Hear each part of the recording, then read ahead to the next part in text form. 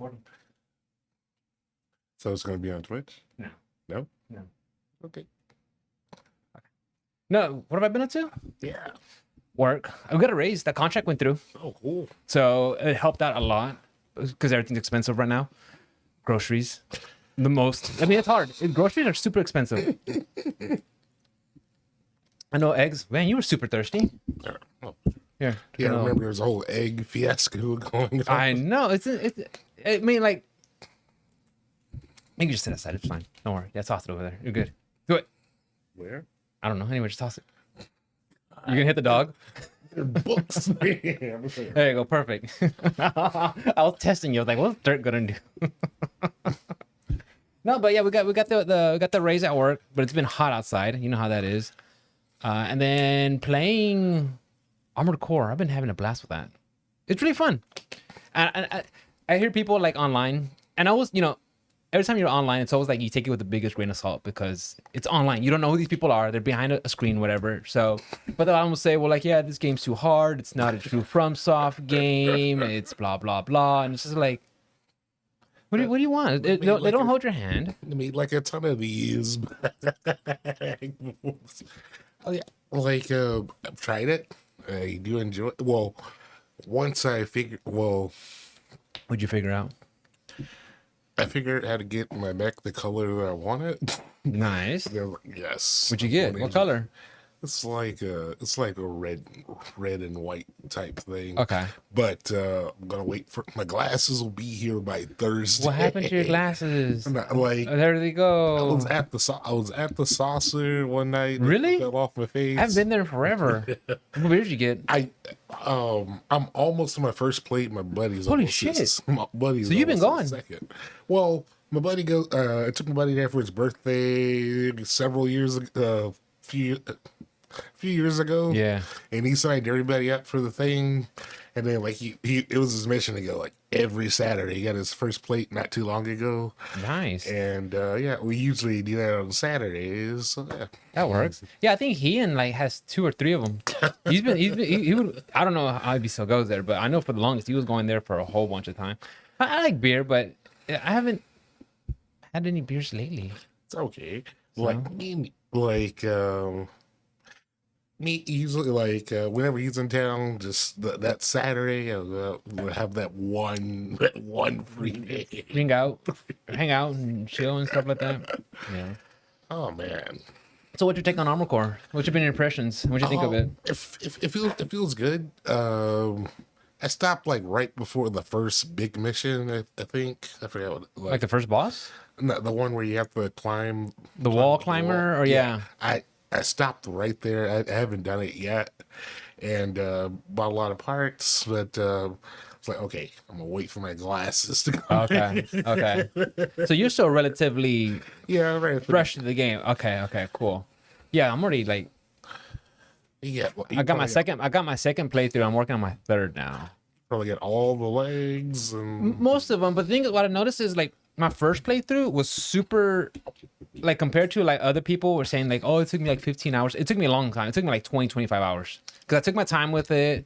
The boss from chapter 1, he was really like whooping my ass. So I had to stop, go grind some levels, buy some stuff, try out different things. I finally beat him, and then and it's little by little just progressed. But then my second playthrough, I kind of just went a lot faster because I knew what I was doing. I was more comfortable. yeah, you just learning the game. Yeah. I don't know, for me, I know I know what I want to build, but I don't think I got all the stuff just yet to do what I want to do. Really? Like, what do you want to go with? So I was like, Heavy Armor is one of my favorite Gundams, so I kind of went double Gatling. But I have a reverse jointed, but it's still, I want a big old Gatling guns. I got the and they're cheese. I want to make like a super light, Little speedster. yeah. Yeah, that's what I had for the longest. I was using that, and so it's like you come across some bosses, you kind of need something like a little that could take a hit, but. So like for me, well, outside of Armored Core, like I said, I was focusing on Diablo. Oh yeah. So did you get it day one? So Uh-oh. I got it well, like when it released, and my Early other buddy access. got it like early. Like I didn't do the early thing. So going through the main campaign was pretty fun. Was pretty fun. Well, technically, I guess I played the worst class in the game, but Which is? well, at the time it was the Uh-huh. sorceress. But it played exactly how I was expecting, and I had a very enjoyable time. I Why was mean, she bad? so in the early access or the beta, she had 3 enchantment slots, which is like the sorceress's special thing, Sorry, I went with the mic right here.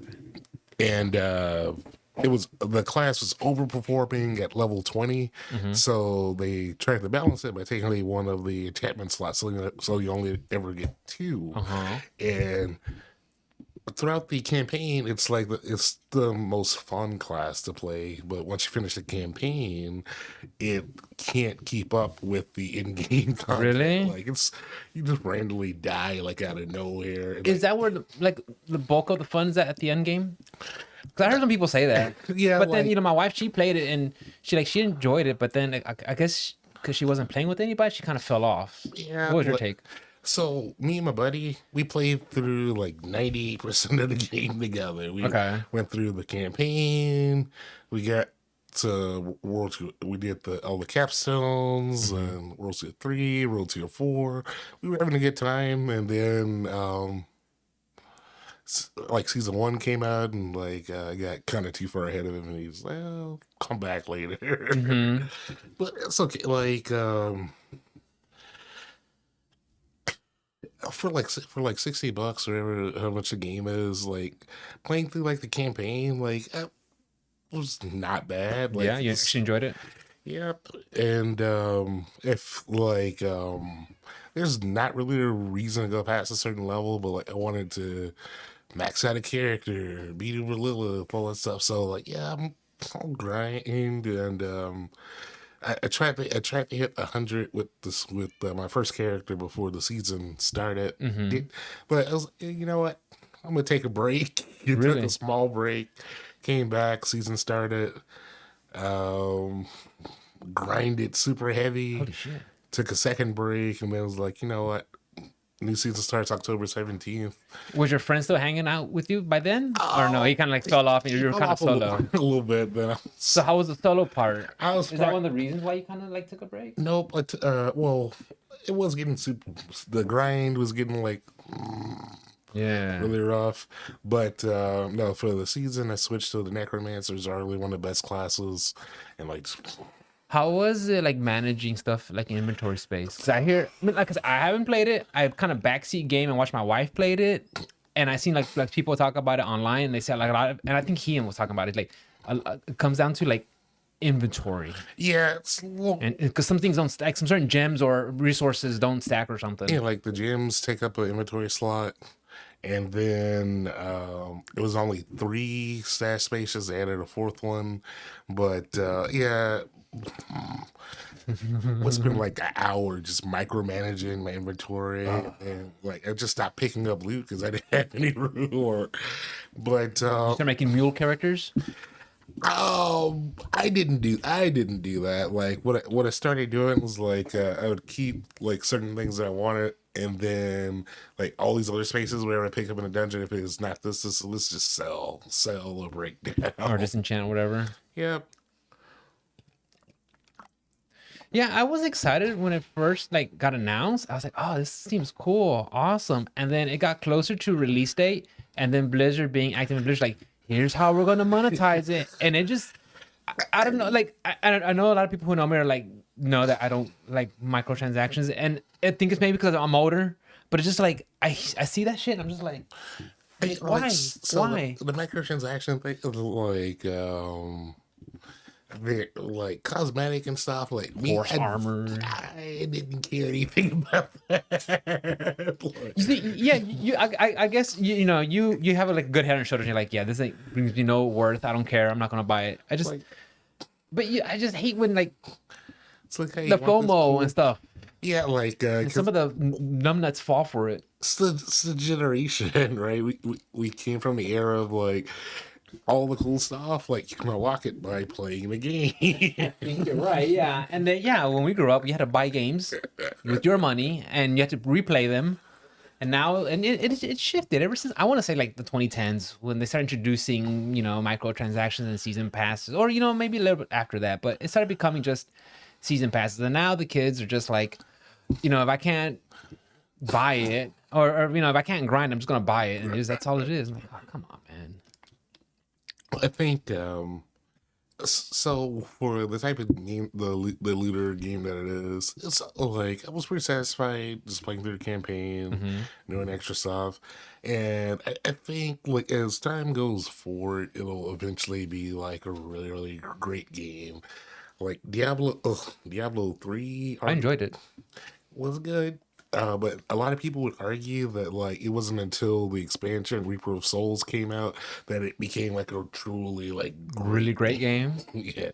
So it take time. Because that's when they added the Crusader class, right? Yeah, well, so And more look at the content, like another chapter, right? Reaper of Souls came out. Wait, Reaper Souls or? Well, no, that's the one where they added the Necromancer, right? Reaper of Souls came out, added Necromancer. Then, like, they started adding other classes, and they introduced the season thing after Reaper of Souls, and like that's when people were like, "Yeah, it got really, really good." Oh, So, like, with a game like that, like PoE or yeah, PoE. That's how PoE 2, right? Path of Yeah. Exile.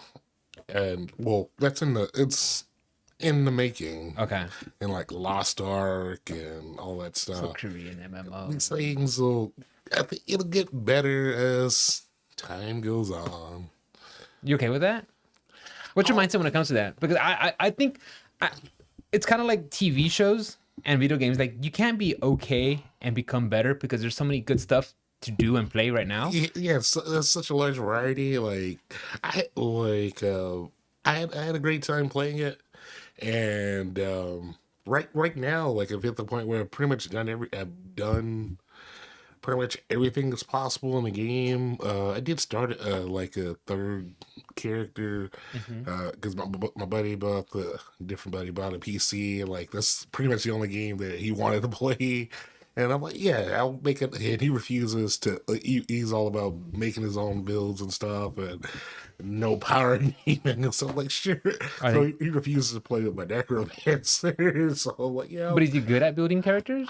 he's Or okay. if you look at it, you're like, how you have that one friend who makes her own stuff. You're like, okay, dude, that's He's okay. Like he's a little stubborn and set in his ways on certain things, but like once you see that something works, then it's like, oh, the Okay. light bulb comes yeah. on. And I'm kind of the same way.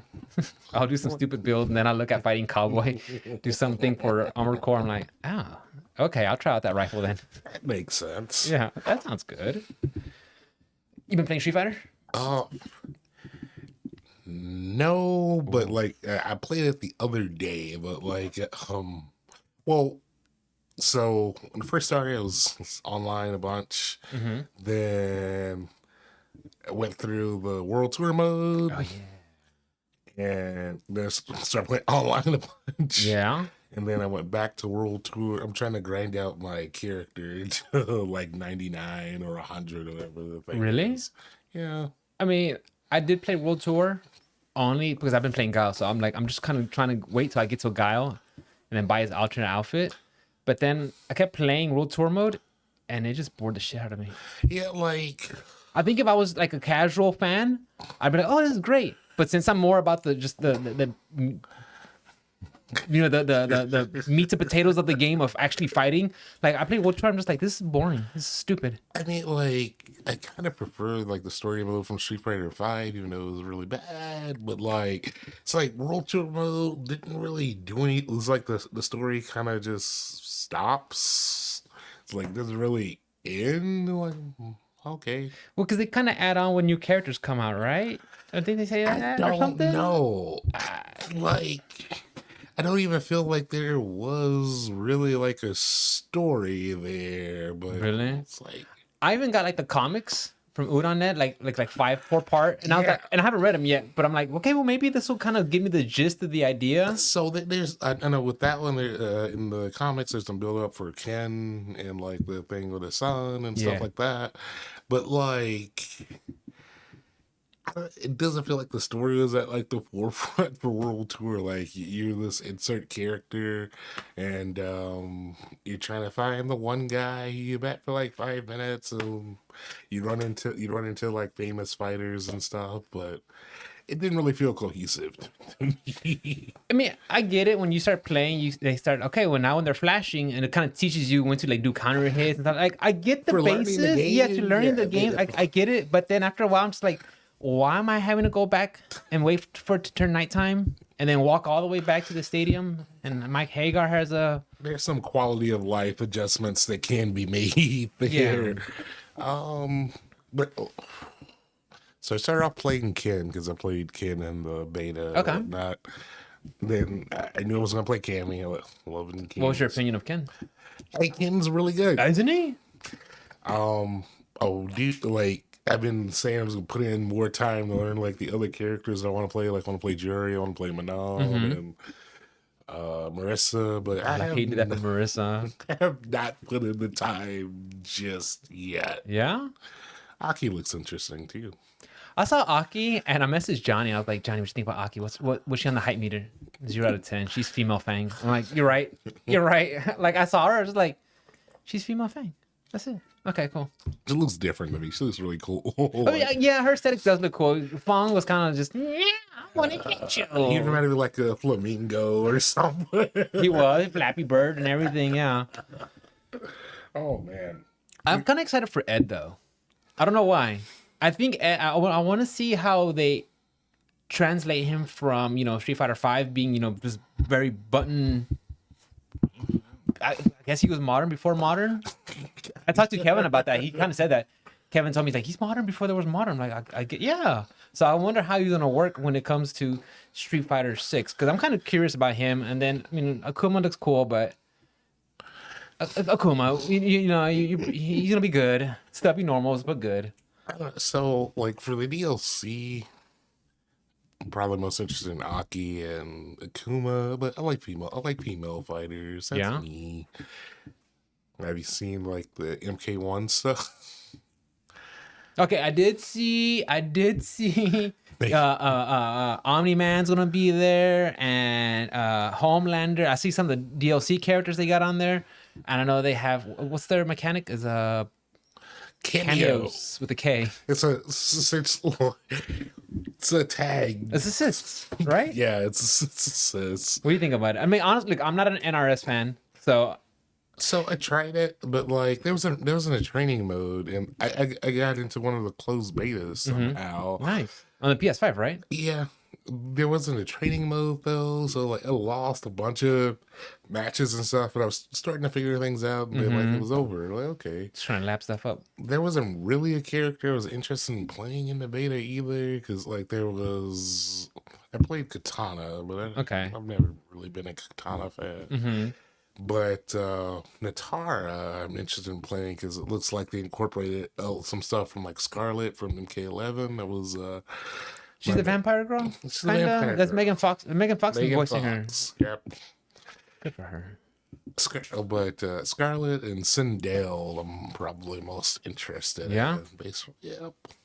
You gonna get it day one? I'm flipping a coin about that. Because I know I'm gonna buy the. I got a coin somewhere. Let's see right now. I know I'm gonna get the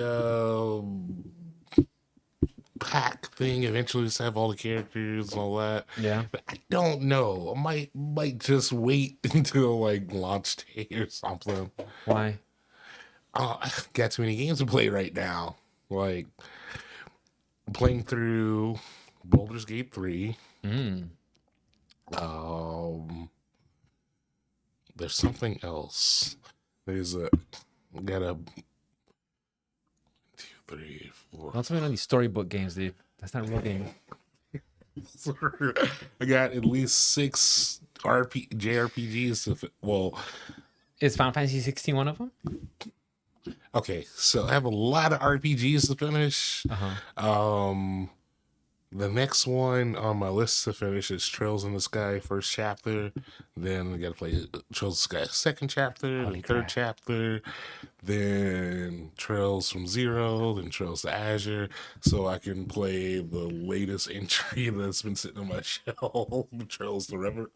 So I knew the Legend of Heroes games were really good. And I Yeah. was gonna get hooked, and so right before Cyberpunk came out, I started playing Trails of Cold Steel 1, Mm-hmm. which is like way off, like 60% through the number of games.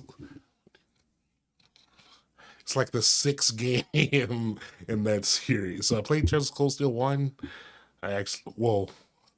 Trails of Cold Steel All right, 1 I'm gonna to. ask the new question. They are all direct sequels of another, or are they kind of like Final Fantasy, where they're kind of like their own No, no. standalone? So it's actually kind of cool. They're all connected. They're all, yes, they're all related to one another. So like the Trails in the Sky first and second chapter, they have like you play as the same characters, stuff happens. Mm-hmm. Then in Trails from the Sky the third, you play as a character who showed up in like the other two games, but it focuses on this guy and what's going on. Then in the Trails from Zero and Trails to Azure, you play as new characters that's set in this like middle state between the continent that you play. Ah, okay. And Trails of Cold Steel happens after Azure. Well, happens during like the second Azure game, and they're all connected. In So some way, fashion, and form, they're all connected. right before Cyberpunk came out, it got Cold Steel 1 to 4. Mm-hmm. I got the platinum for 1, 2, and 3. Then I paused, Uh-huh. played Cyberpunk, got the platinum for that, then got the platinum for Cold Steel 4, and I put like I never thought two of the games had never been localized. So I didn't think that they were going to get localized, so I put it on the back burner to Yeah. play the other ones. But then those got big releases not too long afterwards. Really? So right now I'm just playing through the first game casually. Okay. I'm gonna complete it relatively soon. Do you ever go through some of these games? You're like, it becomes a chore. You're like, okay, I gotta do it just so I can do it. Or I So mean, that's how it was like recently with Diablo 4 because I just wanted to get 100 for some reason. Like some arbitrary number. there was You no had to get it. point. I wanted to do it, and so that's like literally I would go to work, get home at like 6 or 7, play Diablo until midnight, go to bed. Wake up at what time? We'll get up at like 6:30, go to work, So come you're home, play getting maybe Diablo. 6 hours of sleep. Maybe on a good day, Well, no, because you sleep at work. I'm usually the first person at work and I don't have the keys. So Ah, oh my. Yeah, a couple of days when I was staying home, you're like, oh, yeah, I'm at work. I'm like, oh, I thought maybe I mean, hey, I got the like so I may not have real tinnitus. Like I went to the ear specialist. Like, yeah, no, everything's fine. I don't know why you're here. Like well, but like something's happened like throughout. Maybe someone's going to die. But I don't know. I have like this little ringing in my ear. So like when I'm at work, we, you get smacked in the ear or something? no, we have a lot. Well, we have mixed downtime at work, so I always have something on that I'm listening to, Uh-huh. and then like, oh, you got a ticket or something? I'll do my work, and I'm still listening. Well, and sometimes like I'm usually the one that answers calls and stuff, so I'll just hit the pause button or the mute button or whatever I'm watching, like Yeah. talk to a customer, and then right back on. Is But it is it like super loud? I mean, like when you're listening to stuff? no, No? like it might just it might be like a mental thing, but when I'm not when I got stuff to do and not thinking about it, it's It goes away. fine. I mean, does it happen during gaming? No. Okay, so yeah, it happens when you're bored. Then yeah, it's called ADD, bro. It's adult deficit attention deficit disorder. It's just yours. Is just a ringing in your nose. For whom the no like Trust me, I'm a doctor. they're like there've been time like when I was younger, like I had a ring in my ear for like well there was a small time period like for like a week or so I had a ring in my ear and then like someone I cared about passed away. Oh no, Like I'm sorry. everyone was like, but this one's been going on for a little while now. Really? So we'll see. You know, every like maybe like twice a year, I had this stuff that's Debrox. You just pour some stuff in your ears. I know it's not the same as that, but you know, I just pour some stuff just to clean my ear out because sometimes water gets in there and junk. Yeah, You know, the ear specialist went in and they cleaned it, like felt really good. Yeah, Like, man, you did have some big wax. I'm like, oh, okay, sure. it happens. So besides the cold series games, what other games you said? Oh, what about Starfield? So I downloaded Starfield, like Game Pass, and I played the opening part where you're mining the rocks. On your PC, right? Yeah. And so far, good? So it's good so far. Okay. I haven't done any real thing yet, like mine the rocks and found a little artifact and gotta go. And you took a break from the game? I mean, Oh, yeah, I was going to visit my buddy, so I was like, okay, I'll come back to this. And then we were trying to, like, he already beat Lilith, so we were trying to beat Lilith again, and he was having problems. So Really? Screw it, we're doing something else. So what about Final Fantasy 16? It's on my list. Okay. I have it sitting there. Do you have like a mental list, or do you actually have like you write this down and you're like, all right, It's up here. Like whatever I feel interested in, I will put it in play. So right now, like I'm playing Baldur's Gate kind of casually. Okay. What I might actually sit down and finish is probably Starfield. What's your impressions on Baldur's Gate? Would you roll up and how's it been? So What's been your take it's on fun. Like it's buggy, but it's fun. Is it really buggy? Like, I heard people say Chapter 3 was buggy. Chapter 3 is buggy. Yeah? Yes. Like it's so it is it's fun. There's some nuances that I have problems with. The way it controls is a little weird to me. You doing mouse and keyboard? Yeah. Because Mikkel, she played mouse and keyboard. She didn't like it. She just plugged in the controller. And she says she has a lot better time with it. So I don't know. For me, I'm playing a sorcerer. Ooh. How's that going? Pretty good. Super high charisma. The kids will say Riz. All the characters in this game are like super horny. That's what Mikkel told me. She's like, I'm just trying to be nice to them. They're trying to bang her. Yeah, it's pretty much. Sounds like me. But like, managed to talk my way out of most of the encounters there. Is it a Shadow Heart? Yeah. Mikkel let her die. She hasn't revived her. She's like, she annoys me. I let her dead. Every time she goes to camp, you see her naked corpse. Like, there's Shadow Heart. She left her naked right there. And like, do you want to revive her? She's like, nah. Well, see, the problem, So she recruited another healer and is running with that. Like, damn, Shadow Heart was that bad? well, so she believes that she's a follower of Shar, which she isn't. It's like you meeting someone that like is fairly interesting, like you're super sweet, super kind, and like, have I told you how great Hitler is? By the way, you heard about Hitler? It's a great guy. It's like, man, like he loved Jewish people and all other people, man. Hitler is super. So he's kind of out there. Well, yes and no, but like she believes that she's a follower of Shar, which like what's like I don't know how familiar you are with like Forgotten Realms and like I watched the movie the other day. The Dungeons and Dragons one. It was okay. So Shar and like Forgotten Realms is like super evil gods, right? And like you meet someone like Shadowheart, like you're not a follower of Shire, but like she's like, yeah, like Shire is so great, Shire's blessings, like, Super delusional. but it like I've seen like I know the quest line resolves itself, even, but she's really like sounds like a Jehovah's Witness or something. Just every Let me tell you about our Lord and Savior. Sure. Nice guy.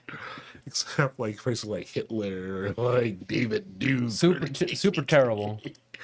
and then like well, there's a similar issue with another with Lazelle, the Githyanki. Githinki, yeah. Yeah, so Githyanki are like Nazis Are they? in Forgotten Realms. They're like, huh, these are two-party members. Nice. But well, her quest goes some interesting ways too. I'm just taking my time through it. Like, I will finish it eventually. Did you read the flavor text on Astarion's underwear? No. Read it when you get a chance. What does it say? Uh, I don't care about spoilers. well, I could tell you, but it wouldn't do it justice. But I'll paraphrase. It would say something like, if you got this, it's either because you killed me or you slept with me. Either way, you got lucky. Or something like that. I don't know. You gotta check it out though. It's super funny. It's cool. Somebody brought it up on Twitter and I saw it. Like, that's pretty clever. Well, no.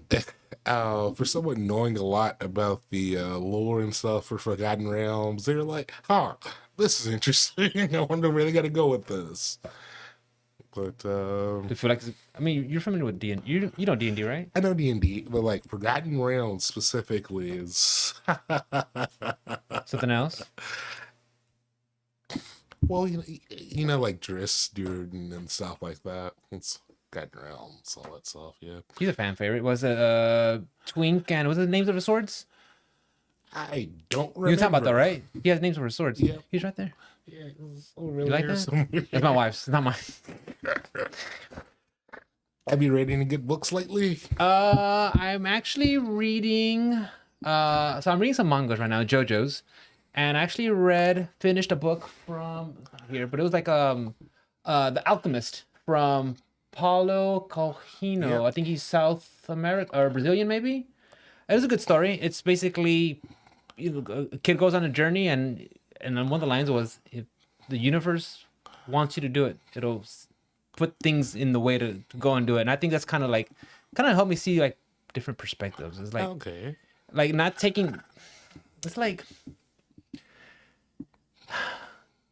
do you believe in coincidence? So, Because sometimes I feel like everything's predetermined. You know what I'm talking about? I understand. Like Laplace's demon. You heard about that? For me, for myself, How deep would you want to go? I'm an extremely weird person, and there are a lot great. of extremely weird things that happen to me on the regular, and that's the way that I prefer it. But so, But yeah, I read the Alchemist, and I'm reading a book from Meditations from Marcus Aurelius. okay, But it's more of a just kind of like proverbs of just teaching. It's not a story. It's just like I guess how the thought process of how he was back then. So I've been reading that. So yeah. So manga, Alchemist, and Marcus Aurelius. I mean, I guess the bigger question was, like, are you a determinist? Like, well, determinists believe that no matter what you do, like, everything is already set. And, for instance, like, you being able to see the future or whatever and trying to do things to change your fate or your destiny or whatever, it just ends up to it happening. Like, that's an interesting idea. But Yeah, like I'm not saying like I 100% subscribe to this and this is for sure, but you kind of like think about it. It's like, yeah, because then if you try to change your mind, yeah, you're determined because you want to change your mind to do that. It's already been. I mean, it's just it's just a way of thinking about things. It doesn't mean that it's exactly like I'm all gung ho about understand. it. But yeah, it's something to think about. Like, see, like, that's I guess we're thinking about the ship of Theseus, right? So, well, if let's say everything was determined, right? But let's say a mishap or something happens where you wake up and you forget everything that you've ever done except for waking beyond when you woke up. You know, nothing else. So, well, I guess like it kind of devolves into nature versus nurture as well. If you start living your life from that point, never fully regaining your memories back. But maybe that's the part of maybe you're determined to. I mean, maybe that's part of the plan. Because the thing is, at the very end, you don't know what's at the very end, right? So it's like maybe that's the route you're supposed to take, and it's just You see, I want to have kids. Well, I generally do want to have kids and like raise them up right and proper and all that stuff. But part of me wants to have kids and do like you're familiar with the Volts and Fallout. You like these little social experiments, like these little experiments, and see what happens. kind of, yeah. Is that what that is? Like, well, so Lock your kids up. the Volt in the Fallout. If you, from my perspective, if you died in the blast, you're probably one of the lucky ones. Yeah. The Volts are the Volts are not great, but. You're special. But well, one thing like I toyed around in my like you took a kid and like you just mixed you taught them the wrong colors were the wrong colors, right? All the different, and like no one corrects it or brings it to their attention and stuff like that.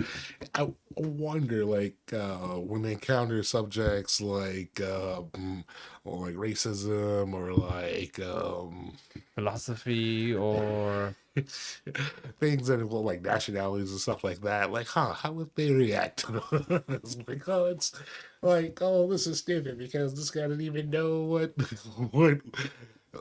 uh, well, I can imagine like in kind of like American racism where they're like, oh man, you're not white or black or whatever, and they can't be like that's stupid because like those aren't even white and those aren't white and black. That's blue and orange. they got the colors all wrong. Yes.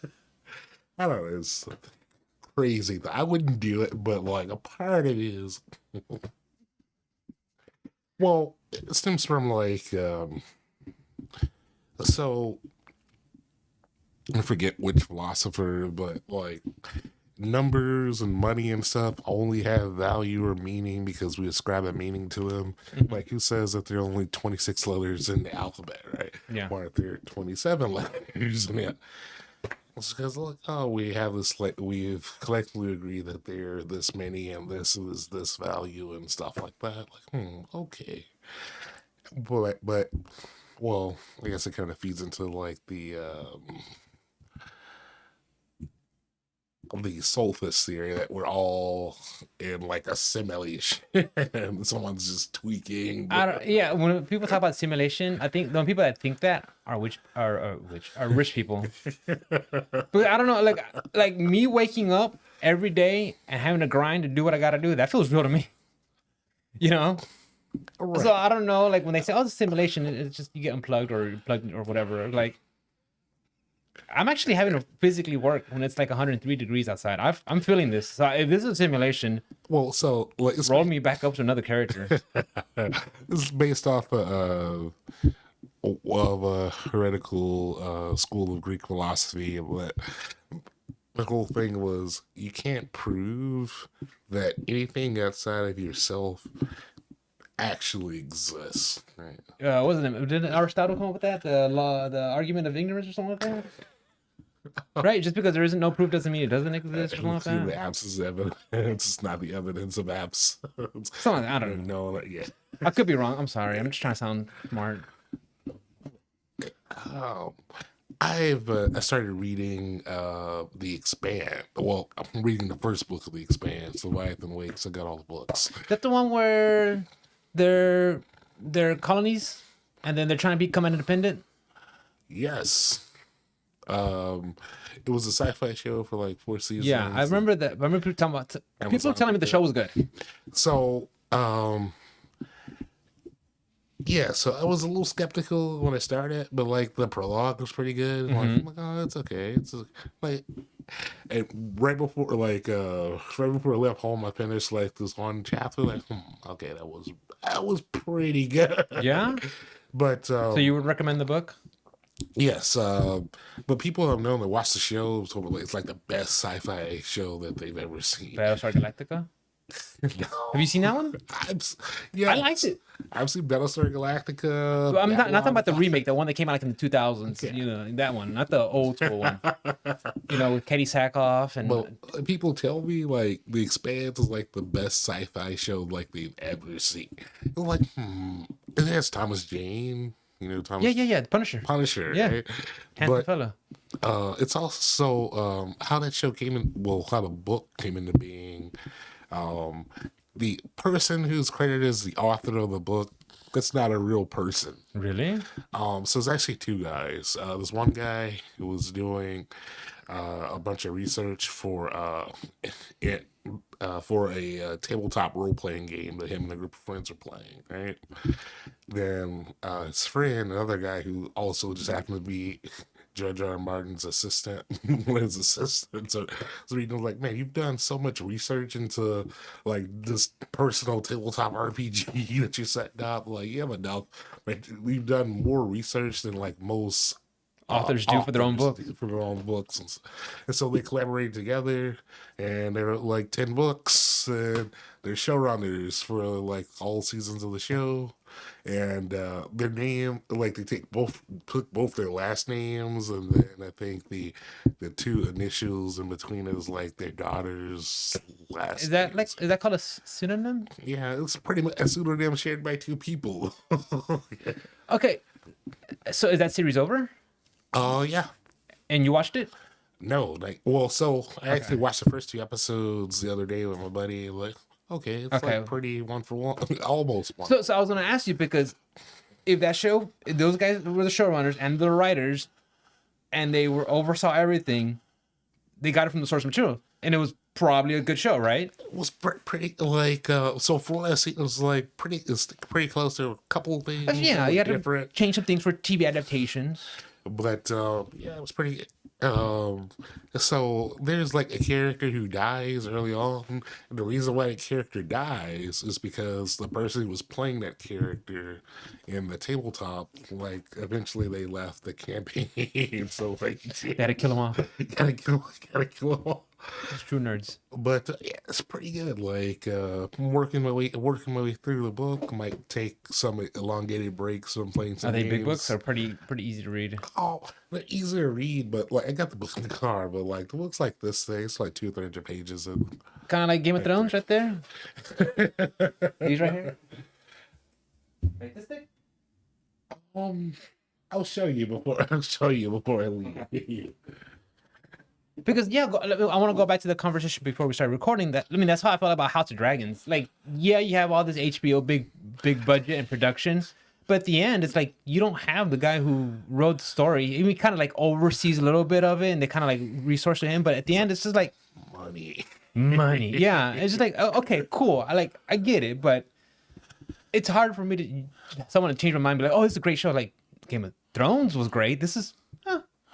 And then like House of Dragons, it's an adaptation of like 3 or 4 chapters from a fake history book. So like, there's more leeway there for creative differences and all that, but at least it has like an end. Like it's just like it's only a few chapters, so they only gonna get 2 seasons out of that particular thing because Wait, 2 seasons of what? House of Dragon it's getting a 2nd season. So there's an actual book. So it's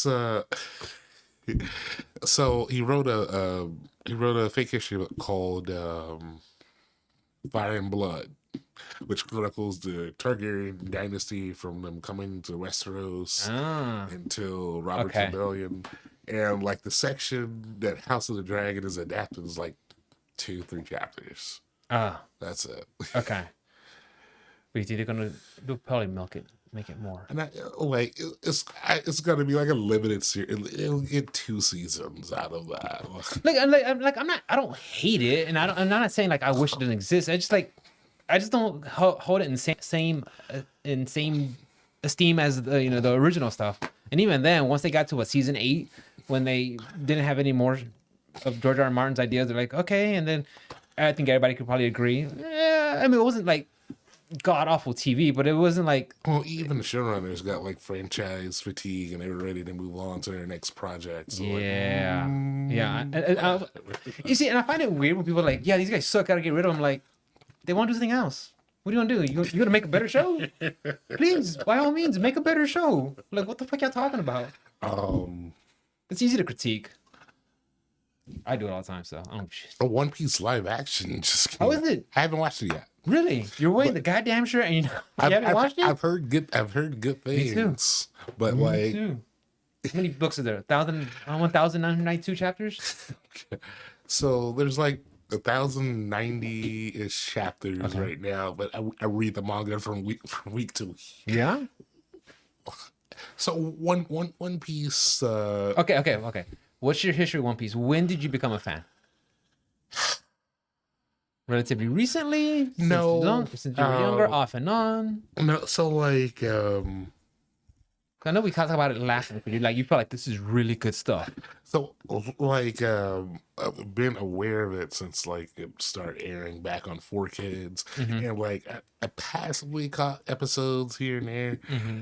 I think maybe right around college or so when they were like, well, when Ace was introduced back in Alabasta, that's when like I started. I became a secret fan of One Piece. A secret fan? Like a closeted fan? Kinda. Why? Why don't you come out and tell everybody? You're ashamed? Well, like, so that's right around the time I was getting like shonen fatigue and Yeah. like, all the same. But as I got explored more of anime like Sinning and Slice of Life and all this other all variants, and it came like Isekai? We'll come back. that's- We'll put a that's pin in a that. conversation. We'll put a pin in that. We'll come back to Isekai. But I'll never forget when I couldn't watch like regular shonen anime anymore. It was just too by the numbers? Too much formula or what? like I was watching some of the filler towards the end of the first half of Naruto, and like I was Bro, heavy on Naruto, and like watching it, and like I was struggling to stay awake. Right. Yeah, I remember. I think Kevin told me, like, Rick, you should watch Naruto. And Kevin and Ian would tell me, you should watch it. I'm like, why? Well, it was really good. I'm like, okay, cool. I'm like, how many episodes? And they told me like some of the scene number. Like, I'm not gonna watch all that. Well, there's an abridged. Here's a guide that tells you which ones to skip. I'm like, really, dude? Like So I have a lot to do.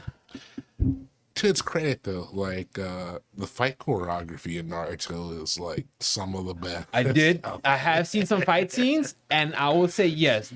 I was really impressed by some of the fight scenes in that series. Yeah. But like graduate school, like going like circled back from the very beginning of One Piece, started watching like, well, okay, the trope, and then like, Can I stop you there? What year was graduate school? so I finished undergrad in 2011. Okay, so it's been a while. It's like 2012. Okay, 2013. so it's been a while. Okay, so you've been, because some people are like, I'm a One Piece fan. Like, really? How long since when? I've been a fan. Like, okay, cool. Like 2022. Yeah, good for you, buddy. Yeah. But like, so yes, right around graduate school started all the way from the beginning, and then like taking it like analyzing so much like literature and looking back, like, there's actually he's doing like some pretty interesting stuff here, and then like it just like it just sneaks up on you. It's so Yeah. Who's the creative? Oda. Eiichiro Oda. Yeah. He went to like a live action play that they were putting on for One Piece years ago, and he saw a girl audition for the Nami part. She didn't get it, but or maybe she did, whatever. He felt like they ended up going out. Him and that girl ended up going out on a date and getting married. They have a daughter together. That's cool. Got her. So you've been watching. So you're kind of watching the live action. No, I have not watched it Okay. yet. Like I haven't watched anything recently. Okay. So you were fatigued with Shonen Jump a long time ago, and then you slowly been coming back. But like, I came like One Piece. So I've been watching Mashal. which one? Mashal. Mashal. Magic and Muscles. Magic and no idea what that is. It's basically a Harry Potter ripoff. It's in a world of magic, and this kid has no magic at all, but he's like super strong, like almost like One Punch Man. So he just does everything like using brute strength, and he's trying to make it in this college. And they literally have 3 houses, and they have to fight and be, not fight, but compete to become the higher grade. But it's called Mashal. It's really stupid fun. But yeah, so right about graduate school, we're like, huh, this is actually really, really good. And like more than a couple of times, like it kind of pulled me out of very, very sad states. Yeah. And then like got destroyed when my favorite character died. I was like, I well, a mutual friend of ours when they were reading uh what's the third book for Game of Thrones got to the Red Wedding and like he threw it like he was so upset he threw the book across. No. No. Refuse to accept that. When that part came through, I was like, the part that got me in Game of Thrones when old girl Shay, Tyrion's Yeah. whore betrayed him. That part I had to read. I was like, wait, what? I had to reread that paragraph. I'm like, oh shit, she was a spy. Yeah. Oh man, like when Ace died. Spoilers, by the way, guys. Spoilers. Actually, no.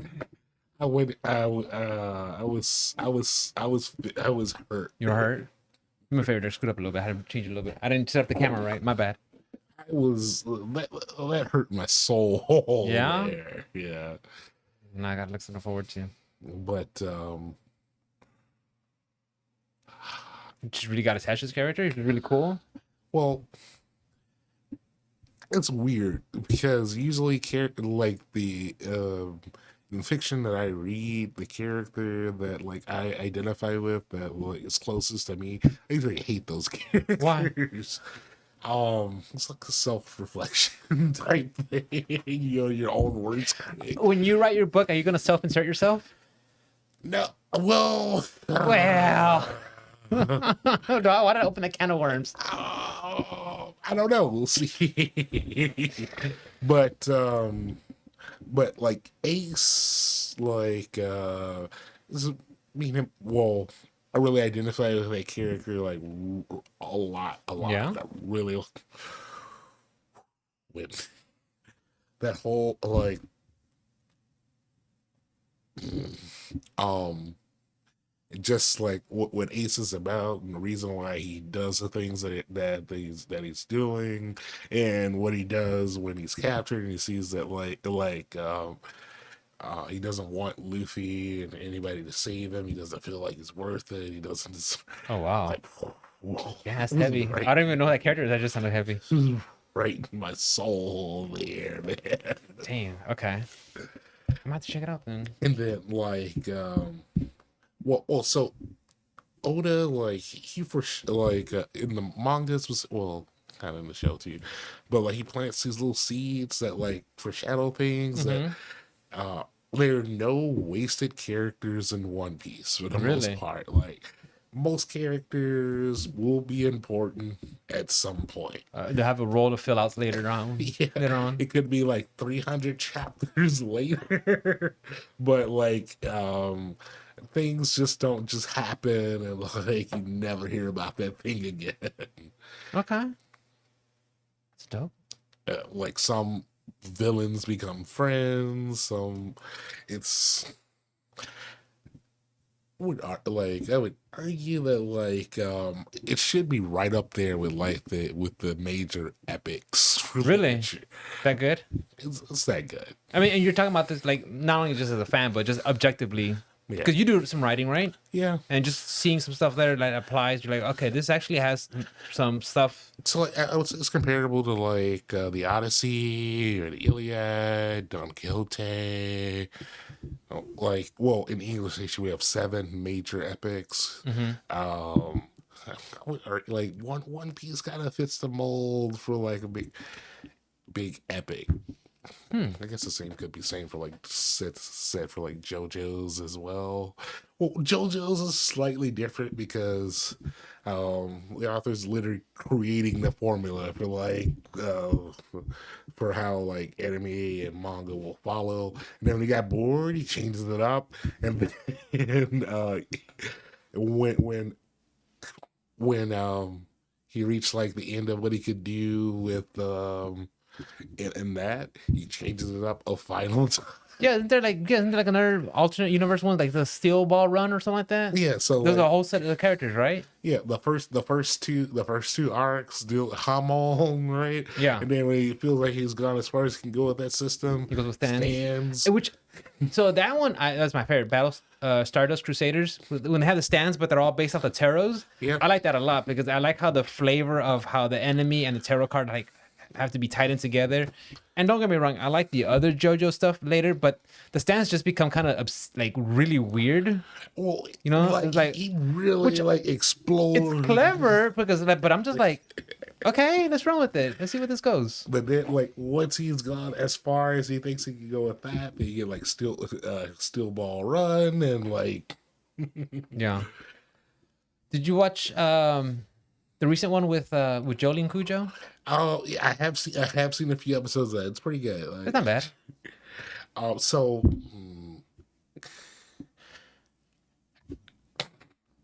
I guess might be up there with my favorite JoJo arcs. There are some issues I have with how they animated certain stuff. But yeah, I really like Jolene as a character. Do you know how that one ends? No, I haven't seen where it ends. Okay, I'm not. Yeah, I don't have time. I'm at the part where Father Pucci is gathering, I guess to give birth to the next deal or something like that. It gets weird. It gets weird. It gets super weird. But I told you, I did finish Chainsaw Man, which I liked a lot. And I was talking to one of my online buddies, and he was talking about how, what is it? It's like, some other anime gets more attention than what you call it because like Denji is some sort of like degen.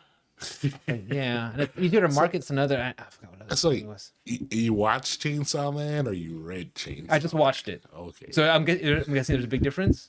Well, You should have brought the manga. I would have borrowed it. Next time you see me, bring the manga. 'Cause I know you have one, right? I got all. Well, how many books are in the first season of the show? I think 11. Well, no. So for Chainsaw Man, they don't finish the whole arc, right? Where does it stop at? I think it stops where There's another couple. Makima does her special power. She had to execute some prisoners to find Oh, okay. out. Where she gets the knife guy. Yeah, but they never found out who was it, the gun demon or the bullet demon? They never got to the gun devil. Yeah, yeah. I don't know. Maybe the way they're doing like animes now, where it's still like hand drawn, but it's still blending some CGI cinematics and make it look seamless. I'm really impressed by it. So when I see like that one and Demon Slayer, and when of course I like Attack on Titan, but when I see that, I'm like, they blend it really, really well. I'm impressed. Oh man. So I read so. Well, for me, especially when I was driving out to Prairie View to teach, I like to play long form content to listen to, like on my drives forward and back. Okay. And one YouTuber, I think, what was his name? Mother's Basement. He was like, Write that down. "Go read Chainsaw Man." And he talks about Just anime stuff. Yeah, he talks anime stuff. Like he has a series where he analyzes like OPs, what they use for anime, like Cowboy Bebop, even the Chainsaw Man OP. He talks about anime stuff, and then What's like OP? like opening, like the opening credits Oh, and okay, okay, song and stuff like okay, that, okay. and how like there's a lot of content that'll let you know about the show and like OPs and there's analysis. Okay, okay. He also makes like lists of like you know how everybody does like the end of the year like greatest Yeah, shows. He does a track like track. He does the greatest shows thing. Then he does like the trash garbage stuff and breaks down really. why it's bad. It's Huh. okay. Oh, another one I've been watching. I don't before I cut you off. Well, I did cut you off, but Kaiju number 8. Have you heard I about that one? remember you sent me a picture of that Yeah, one. I've been reading Kaiju number 8, and I think they said in April they're going to be making a series. So we'll So see. Red Chainsaw Man. And it was really good, so I went and dug up the other manga that the author published for He's kind of a Chainsaw Man. nutso, isn't he? Like I saw like a YouTube video talking about him, and this guy was like, okay, he's weird. weird. I like that. Yeah, weird. So like it's called Fire Punch. Okay. And so what it reminds me of is like X-Men, but like more not practical, but well, also more violent too, I guess. But the main character, Kind of like the boys. so in Fire Punch, like the world's entered another ice age, but there are people who are born with like powers, right? And the main character is able to heal and regenerate, but there's also like this new government that formed, and they take like they go and capture people with powers and put them to use. Like for instance, if you can make electricity, then They force him into labor. well, yeah, they hook them up like they strap them to a bed and make them essentially batteries. Really? It's the power of the city and stuff. So with Fire Punch is interesting because like like in that manga, every time you think you know where it's going, it goes the complete opposite Really? direction. But the premise, two siblings, they help their village survive because they're both regeneratives, but the main character, his regeneration power is a lot better than his sister. So they cut his arm off and they use it for meat to feed Really? the villagers. All right, it's a dire situation, Yeah. right? Yeah. Okay. Then like these troops come in one day, and they figure out that everyone's been eating like this guy his meat. So the leader of the troops, he has fire powers, right? His flames won't go out until they've extinguished whatever it is that they're burning. So he like the leader of these troops burns everybody alive in the village, including the main character and his sister. Sister dies. The main character burns a lot to ashes, but like so years pass by, and like the main character, like his regeneration is so strong, he starts to rebuild himself, Really? and like he's powered by revenge, and so he fully regenerates, but he's still on fire. The fires don't go out. He's like, I'm gonna kill him. So the regeneration and the fire are just constantly, And he's in constant pain, constantly burning and just Yeah. regenerating at the same time. and he goes out to find that guy because he wants to get his revenge, and like it kind of goes way off the rails from there. Lots of And this is an anime or a manga? manga. Okay. Okay. They probably couldn't make that one into. I mean, Berserk's a freaking manga, right? Guys, Berserk? Anybody? Griffin? Krista? Huh? they have a character that I really liked in that one too. Like it's this chick who loves movies, and like she sees the main character's name is Iggy, right? She sees him, and she says she's gonna go follow him and make him the star of a movie that she's going to watch. Yeah. So the premise, he's going out to get revenge on this one dude, but like if you think you know where it's going from there, you do not. Forget about it. It's I watched a couple episodes of Vinland Saga. What's your thoughts on that one? Thorfinn. It's I watched a couple episodes, like maybe like 3 or 4. But I was like, okay, like anime based off the Scandinavians, Norwegians, you know, like North people, like interesting. Speaking of that, have you seen Leif Erikson. Oh, okay. what was the name of the movie? The Norseman. No, I heard good things about it though. I heard good things. Like it's like kind of like very brutal. It's like metal as hell. Yeah, that's what I heard. I was like, yeah, that's with the old boy from True Blood. You ever seen True Blood? Yeah. Well, yes. Yeah. So, Suki. Stackhouse and Bill. yeah. His name is. Bill Conk. Read the books for that. I have the books for that. Oh, yeah, that series was cool. And then they're shapeshifters, and she's a fairy. I'm like, Yeah. cool. I'm done. I'm done. What's his name? Stabler from Special Victims Unit was the authority in that show. Was he? The vampire. I remember. I don't remember Special Victims Unit. SVU. Dun, dun, dun, dun. I grew up that. I was raised by television and movies, man.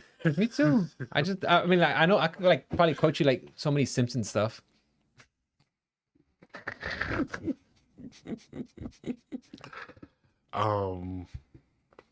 So I'm also reading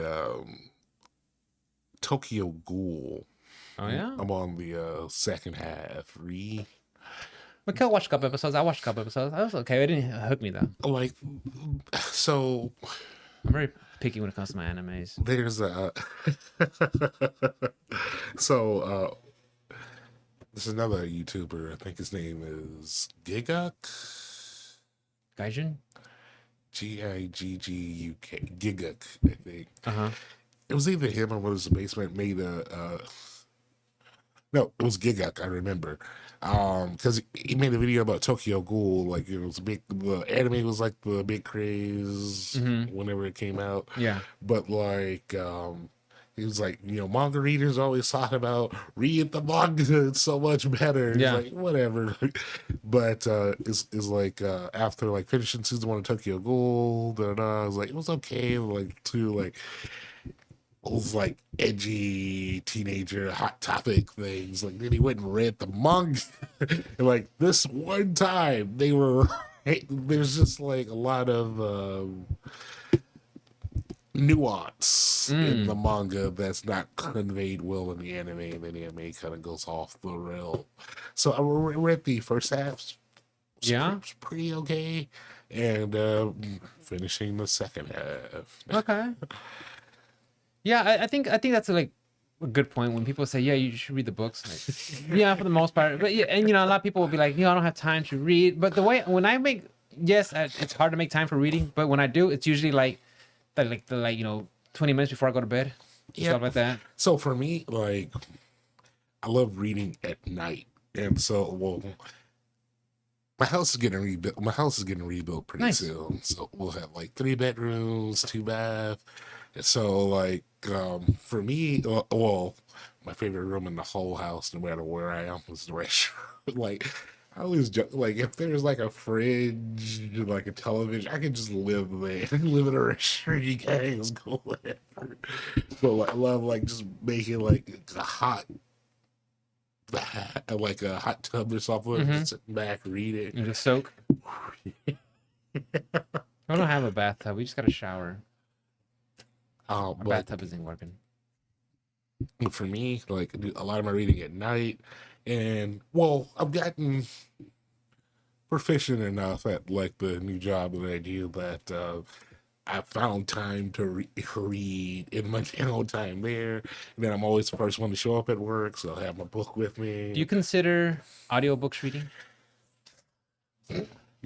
So when people say, Yes, "Yeah, I read a book," like you listen to a book. like so. I understand the function of audiobooks and like they're very good. They're just not for me. Like for me, I have to have the physical book. Yeah, This is like it's something about seeing the words and like this doesn't make sense. Let me reread it. That's how I am because I was like, wait, what? Hold on. Let me reread it just to make like backup. I mean, like a oh, okay. and Just let then it sink in. when I'm reading, like I imagine the voices and stuff a particular way in my head, Mm. and I get really immersed. Like, especially like if it's like a really good book, then I'll be reading is like I'm there. Yeah. It's like a better than television for Mm-hmm. me. But I guess sometimes the I guess the people that read it when they start making the voices of other characters, kind of like, ooh. It's like, and but I totally understand why audiobooks exist, and like, yes, they do Yeah, help for a the lot people on of the go. I mean, people. especially like I listen to a lot of podcasts because of my job. I got some times where I'm just making residential deliveries, so I don't have to talk to anybody. I'm just dropping off. So I have a podcast playing or something like that. And I can understand the appeal of just listening to audiobooks that way because me being at work and trying to read, that's not going to happen. And that's why I got to like wait to like make time in the evenings. On top of all my other hobbies. So. Yeah, well, like for me, right now, the hardest balance finding time for games and read, Well, yeah, definitely. but You got like 9 JRPGs lined up. They're like easily what, 40 hours each? Easily 40 hours? I mean, Final Fantasy 16, I completed it. It was like 60 hours. And of course, I did every side quest along the way. And, I did, yeah, the side quest, the monster hunts, everything. And I completed it. And I actually had a good time with Final Fantasy 16. Like, I would recommend it if you're a Final Fantasy fan, but I wouldn't say like this is like I don't know why they decided to give it the Final Fantasy title because it doesn't feel like a Final Fantasy. so I would like Final Fantasy, like they've been Square's been wanting to make like movies for forever. And I The think, Spirits Within, that movie, that one, yeah, the one that made him go bankrupt. and I think like with each like mainline entry outside of like 14 and 11, like they've been trying to make the especially Final Fantasy games like more cinematic, like interactive movies. It's like I could see that. Well, I don't know. I mean, I think I've read before, like even like the president of Square Enix was like, yeah, like kids now, when you push a button, they want to see something happen. Turn-based is just not fun, which is weird because then you see stuff like Baldur's Gate Or Persona. or Persona. Yeah, I don't I don't know. But like hmm, don't so yeah, I mean, I like Final Fantasy, but I feel like this one, like they could have called it anything else. But why I mean, I don't know. It just feels like, but thing is, like now it gets me to wonder, like when it comes to when it starts for them to start thinking about Final Fantasy 17, are they gonna like continue in this trend of making like more action adventure? Because that's the vibes I got out of it. Yeah, it's Final Fantasy because the aesthetics, the it's like an styles, the action icons. game. But yeah, it's like it felt more action than it was RPG, and the RPG elements that were there were very basic. It was like, oh, upgrade your gear, which was like just 3 items. That's all it was: either belt, bracers, or your shirt, and then your weapon, of course. Some potions along the way. Yeah, you get some talent trees depending on which icon you have equipped. Like the combat was great. I loved it, but it's like when it comes to the RPG elements, it's like very minimal. It's like this is more action. From what I hear, like a lot of the story elements remind me a little bit like Final Fantasy 12, like how that Von Bosch, gosh, yeah, how that one was Penelope. more like political intrigue and stuff like that. And I've heard some parallels and comparisons made with 16. I'm like, oh, I can totally see them, like, they had like this political plot going on in 12, and like now, like, It decade. definitely had a lot more darker themes than other ones. Slavery, you see people actually getting murdered. I mean, it was like, okay, this is dark. I mean, there've always kind of been some of that element sprinkled along, like, other Final Fantasies, but I guess like in Final Fantasy like 7 and stuff, yeah, there was death, but I guess since it was kind of like pixelated, it was kind of like, it just doesn't has the same Well, Final impact. Fantasy 6 and Yeah. Kefka. That one should get a remake. I'm not okay. That one should just get like an HD remastered. That's all I need. I don't need like a remake remaster like they did with 7. Just give it like an HD Just like upgrade uplift the upgraded. graphics. Yeah, updated for like modern monitors and stuff like that. I think that'd be great. I think 6 is like people like kind of I think some people sleep on that one. What do you think about Final Fantasy 16? I don't know yet. Really? I haven't tried it yet. Well, Diablo came out. Because when did it come out? It come out like the 22nd, right? Oh, June? No. No, okay, no. Final Fantasy 16 came out June 22nd, I believe. And Street Fighter 5, 6 and Diablo 5? Right? Diablo 5? Diablo 4. Diablo 4 came out like within like a couple of days of each other, early June, right? yes. Yeah. And like I was grinding so hard. I was on the grind, man. Yeah.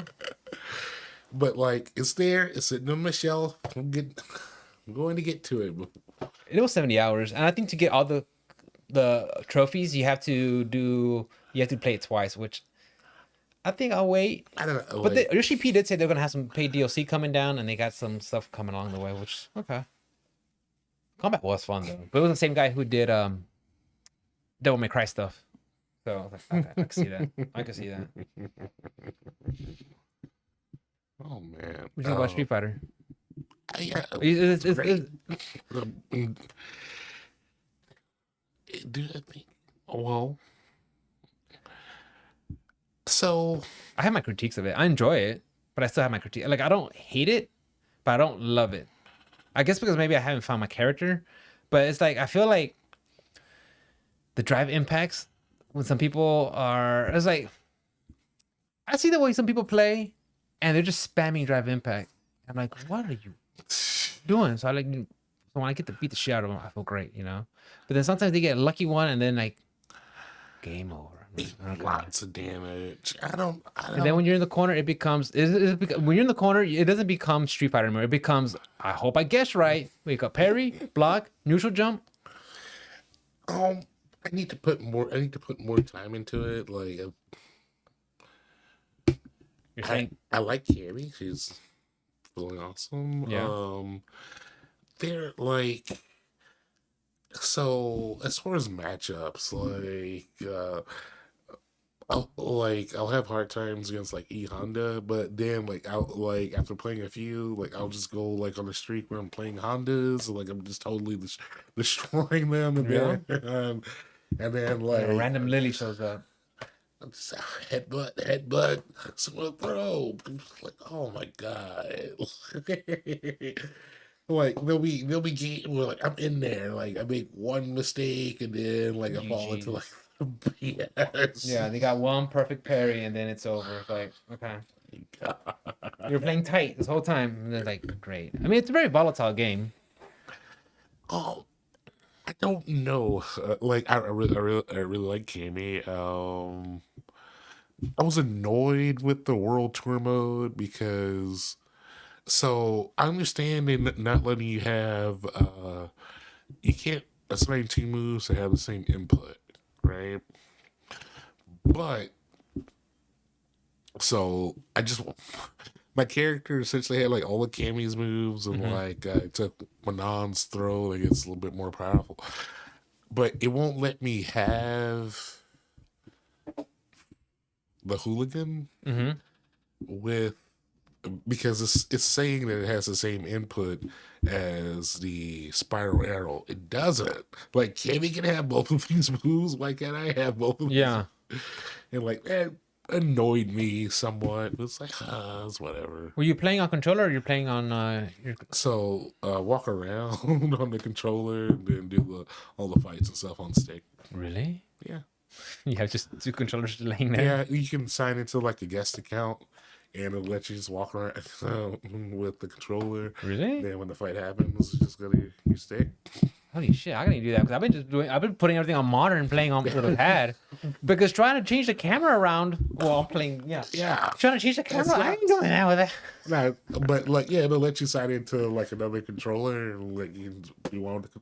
So I have my stick right here, controller in my hand, and we're gonna fight. Really? Yeah. Holy shit! That's tech right there, baby.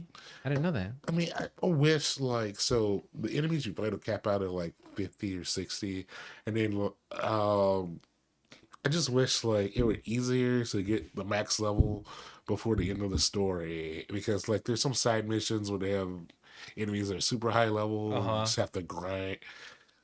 But I didn't upgrade gear and stuff until like the very like I'm a hoarder when it comes to like stuff like that in games. Same with me, and like JRPGs taught me that. It's like Save everything to the final fight. You need your elixirs and X potions. yeah. And so I had gotten to the end and it was like, oh, wait, one grab. And like, oh, I'm dead. But then, like, okay, I have all this gear. Now let me upgrade. Let me upgrade the things I everything. wear. I'm good. So did you unlock everybody's costume yet? No. Me neither. So I did buy colors because I had drive tickets. Yeah, drive tickets. I bought Guile's colors. I'm like, okay, cool. I got Cammy's costume. I actually like Guile's outfit. That jumpsuit. It kind of at first like jumpsuit, and then it grew on me. I'm like, jumpsuit, not too bad. Have you seen Oppenheimer? No. I haven't seen it yet either, but I plan to see both Barbie and And then the writer strike happened. Are you taking a part of the writer strike? You're a writer, aren't you? I'm not published Yeah. but like But when you do, so I was watching a video about the making of Vagrant Story. Have you ever played that? yeah, with Ashley Riot Yeah. and Mullenkamp. So yes. Surprised. So the guy who made that game Was the artistic director who did Final Fantasy 16.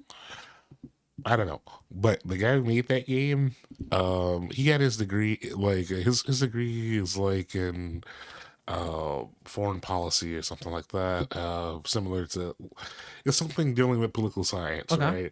And then like he used to write stories and stuff. And he was like, one day he applied for like a position at a studio called Quest. For like a staff or a writing position and eventually just fell into like writing scripts and stuff for game. So I've been thinking about maybe so I am working on some writing projects, but I either want to get into want to go to get my PhD so I can hopefully Dr. Dirk. Bro, can you imagine your Street Fighter handle, Dr. Dirk, and they face you like, this guy's a fucking doctor. I fucking quit. I'm being a doctor. It's a Street Fighter. Or been thinking about like maybe like looking into game studios and seeing if they're hiring for like little writing positions and stuff like that. Maybe we'll see. But you have to move to California though. So BioWare is in Canada. Worse. They do have an office Over in Austin. over in Austin. There you go. Perfect. That made Mass Effect Andromeda. Not I don't know. perfect. I actually like the game. It wasn't that bad. Okay. It had its faults, but it wasn't like the worst game ever. No. It wasn't the worst game. But well, watching that video just gave me that. Like I never thought about like applying to Just apply to something. See what happens. it's like I got a couple of accolades and stuff. Do ya? through my thing. Yeah, I was talking to my friend Shane, and he said that Oppenheimer, I think the film that will get released on IMAX, what was it called? Like 170 millimeter. I don't know, like the film is like super like massive and shit like that, and like only a certain theater, like IMAX theaters, like if you want to experience it, like the way it was like shot like that. I'm like, Have you seen Across the Spider-Verse? no. Wait, I saw the first. Wait, the first one? The first one's Into the Okay, I've seen the Spider-Verse. first one. I haven't seen the second one yet. Um, Good. it's really really good. I've seen it twice in theaters. The second one I went with some friends. People are like, there's one sequence in that movie that took like 3 years to make. People are saying like this may be one of the best like animated movies Bar none. ever. Really? Yeah. Okay, I always have to watch it. I did watch recently Guardians of the Galaxy I haven't Volume watched 3. the I third watched one that yet. one, but only How because it was came out on Disney how was it? Plus. It was fun. It was a good time. It was fun. It was a fun show. So I've heard that it's probably one of the better constructed trilogies in the Marvel. I would probably say verse. so. I would probably Okay. say so. I know like Ant-Man. I thought the first one. I thought the first one was cool. The second one, I was like, it's kind of same with Thor. Like Thor, like 1 and 2. I was like, and then 3 Ragnarok. I was like, okay, I like that one a lot because I like Tiki Waititi's writing. Especially if you're a fan of what we do in the What we shadows. do in the shadows. Yeah, I really like that one. But then when Thor 5 came out, Love and Thunder, I think they leaned too much into it. Into the Which I had this moments where I laughed, but then I was like, okay. it was I kind of guess. jarring with like Christian Bale's Gore the God Butcher. He's really creepy in the movie. Yeah, like I had this moments where some of the actors and parts shine and it was funny, but then there's some parts where I'm just like, okay, you guys are just leaning way. Like I get it. I felt Ragnarok was a good blend of action and balance. yeah, it's a good balance. I saw this wasn't too recent, but there's a movie that I had wanted to see by Guillermo del Toro. I knew I was going to like it. I did. I liked What's it called? but it also made me really depressed. But I was in a weird place. Nightmare Alley. Nightmare Alley. I want to see the one that M. Night Shyamalan did, Cabin in the Woods. I heard it was a stinker. Knock at the Cabin. Yeah, I heard it was a stinker. I picked it up. I haven't watched it yet. I think I saw it like on advertised like on Amazon Video. So I was like, okay, cool. I mean, I'll probably watch it on there. But the thing is, like, That's the one with like Dave Bautista. Yeah. And stuff. Okay. yeah, Yeah. I haven't been a fan of going to movie theaters for a long time. So like, when Oppenheimer comes out on one of these, Yeah. and the thing is, it's 3 hours long. Like, I'm not gonna go to the movie theater, sit there for 3 hours, go to the restroom, and be like, hold on, guys, pause that real quick. I'll be right back. They're not gonna do that. I understand. And then you got those numbnuts, because they do now. I understand. Yeah. Myself, like, I should have been. I feel like I should have went to like film school or something. I would get into the movie. It's just like, yeah, I have like. I mean, you got your phone, My- upload it to YouTube, Nah. make little shorts. I have some ideas for comedy skits, but like I have to wait until the climate and the temperament cools down. Why is it kind of edgy a little bit? I don't want to Politically get incorrect? canceled or nothing because nobody will understand. You let me know what you want. I'll be in it. You let me know. I hope. But like for me, yeah, like I know being able to watch things at home is great.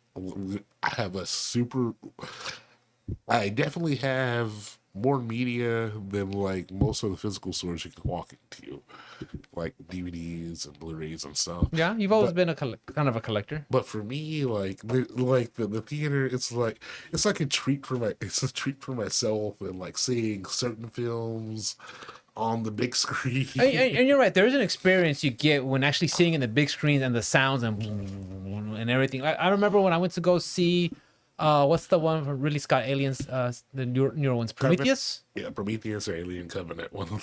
Wait, was it Prometheus then Covenant? Yeah, I remember seeing those in theaters and I actually had a good time because of the experience of the theater. Oh man, I saw. So Nightmare Alley. Oh, that was really good. It was based off a short story, but essentially this guy joins a carnival falls in love with this chick, convinces her to leave the carnival, and they start like this little con thing, and stuff happens. But A con thing, so like conning people. kind of like she's doing it kind of unwillingly, and like the main character is not a good. Eventually, watching the movie, find out the main character is not a good person. Okay. Okay. But Well, that one wasn't that called Nightmare Alley, it's really Nightmare good. Alley. It's All right. really good. I enjoyed that one. No, you come up with some good stuff, Dirk. Honestly, Also, like, that's why I also, like putting this shit down. also like movies like about Hollywood and stuff. And so, I saw this one with it's not Javier Bardem. Margot Robbie was in it. I gotta watch that movie again. No Country for Old Men. I gotta watch it again. That's a good one. I have to watch it again. Coen, it's a book, you know. Yeah. Yeah, they they adapted the film from a book. But it's Okay, so it was a film, and then they made it into a book. the book first. Okay. I'm about to say because that's kind of rare. Well, I don't say rare, but not so common, right? To see books going to movies. It's usually movies going into. I mean, books going into movies. I'm sorry, I said that backwards. Yeah. So yeah, it's a well, it was a novel first, and then I guess they bought the rights. And man, so the Coen brothers, I do enjoy their movies, but sometimes I feel like they have their heads up their asses and they make me mad. A That's lot. how I feel about Tarantino movies. I mean, I don't hate the guy. I like Kill Bill. That's one of my favorite ones. I like Kill Bill. But everybody's like, oh, he's great. I'm like, he's okay. So And then they just start talking about stuff like, yeah, it makes it organic. I'm like, I don't give a shit. Let's get the story going. Let's go. Why are you talking about what I see on TV? Let's go. see, Tarantino is one of my favorite directors, Yeah. but it's okay. Like I said, I don't hate him. I I just like people are like, oh, okay, he's cool. I understand the criticism of Richard in high school. Like there's this guy Never fought. in high school that this guy was really cool with. We talk about movies. Yeah, great. And then and then like one day he said, this like finding someone who likes Tarantino. What? You know what I want to watch again? I saw a mini documentary on YouTube. It was about Sin City. I gotta watch that one again. That's such a really good one. We might have seen the same documentary. He was just talking about like Robert Rodriguez. He felt like Yeah. I gotta bring on Max Miller and bring him as a co-director, and they just talked about everything. We watched the same documentary recently. Okay, yeah, that's weird. Sin City. Well, I actually enjoyed the second one too, but The Spirit something. no, a Dame. So the second movie is called A Dame to Kill For, and they adapted a couple more. No, wait. Was there another one where they had the one with Spirit with Samuel L. Jackson? I don't like having egg on my face. Yeah, the Spirit. That's the Spirit, right? It's in the same vein as Sin City. Samuel Jackson played a Nazi. Yeah. Did he? Yes. It's been a long time since I've seen it. Okay, so I gotta watch Sin City again. I have it on DVD. And another one I like too, one of my animated ones that I like from Max Sky Miller Captain and no. is what's the one with the Batman? When Batman comes back. Dark Knight Returns. Yeah, that one with Peter Wells voicing like that Batman. one was a good one. I like that one a lot.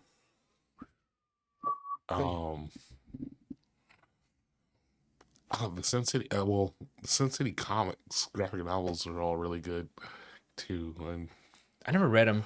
300, I enjoyed 300 when that one came out. That was a good one. That was just fun.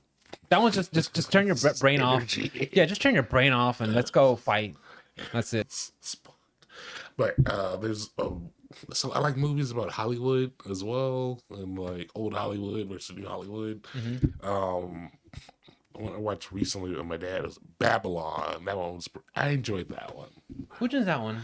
Margot Robbie's in it, Brad Pitt, and damn it, I remember Brad Pitt was in a movie. One movie called what's it called? Babel. Babel.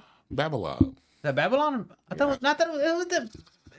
I thought it was called Babel, and it was like 3 stories that were somewhere. Babylon. That's it. But is it? How old is it? It came out like last year.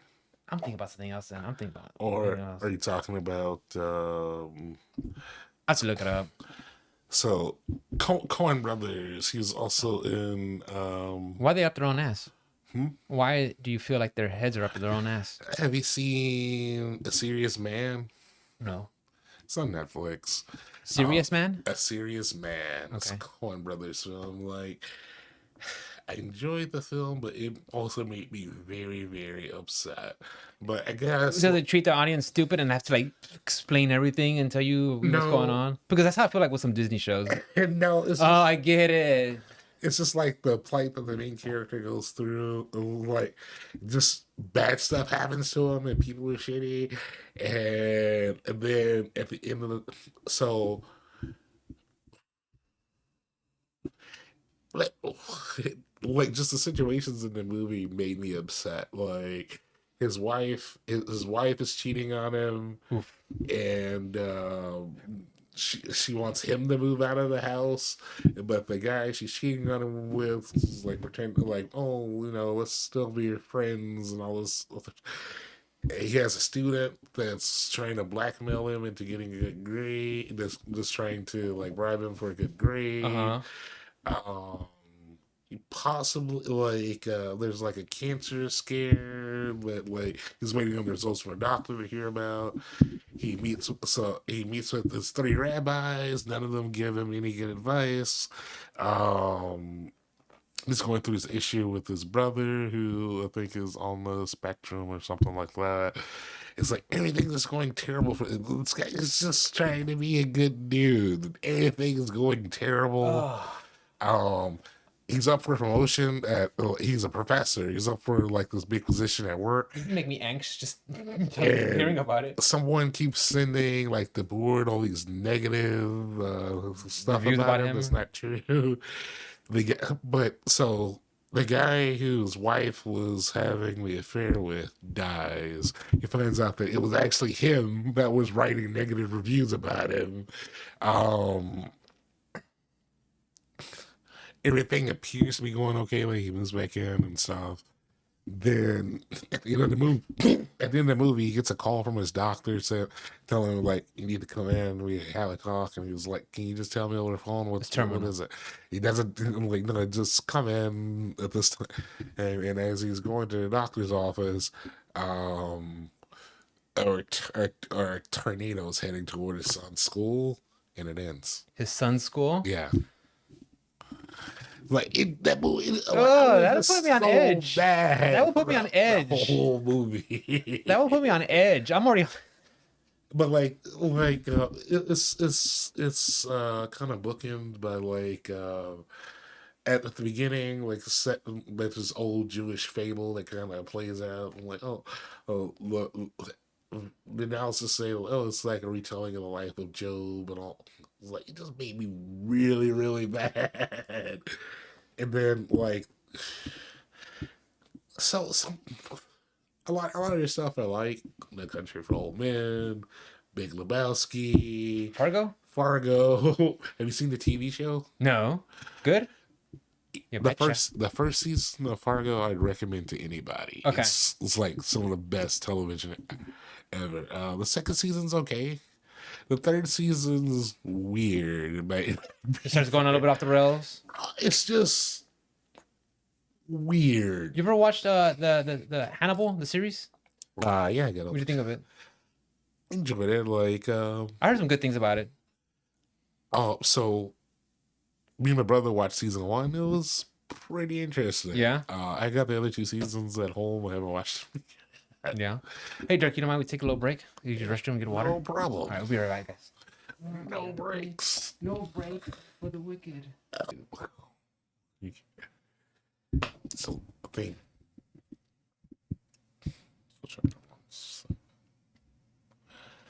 Yeah, finished. Like, I'm on chapter. It's like right at the end of chapter 9 or so. So I've been watching Ahsoka. Okay. I think it's just a bunch of like girl bosses.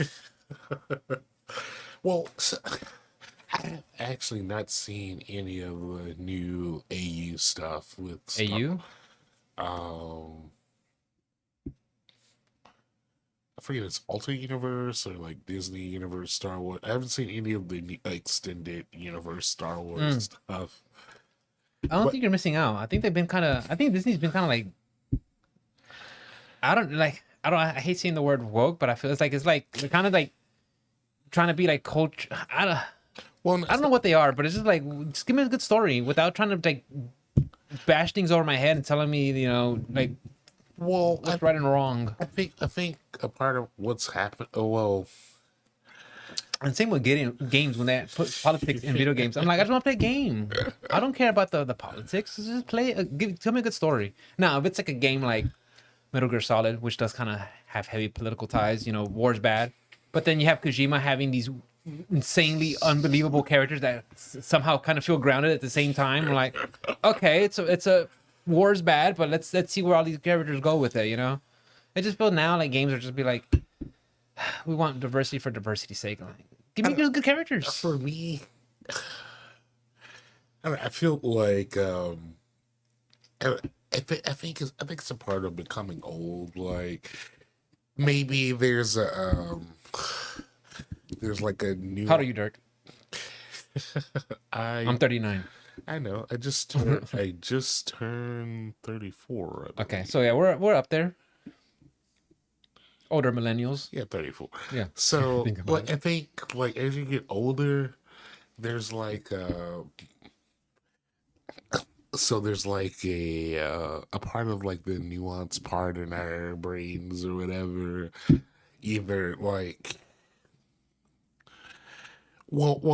so I think as part of getting older, we feel like a lot of the things that we grew up with are kind of fading away, all that, and so that we start to develop like this fondness and stuff about the past. The good old days. Everything was great when I was growing up. All the shows and TV and all this stuff used to be better, and we so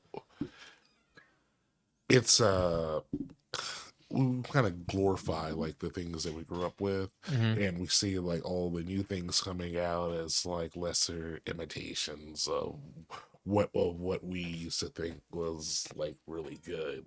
And so or and so I think maybe like a part of what we're missing is like, well, if the things that we grew up with were they as good as we remember, or are we looking back with like The nostalgia retro, lens. the nostalgia glasses, and maybe there is slightly more nuance to like the newer things that are coming out, or not like or because we're older and we've seen like so many iterations of like these different types of stories and archetypes. The new stuff, like it's all like, oh, it's not as good because of like this and this and pandering and all that stuff.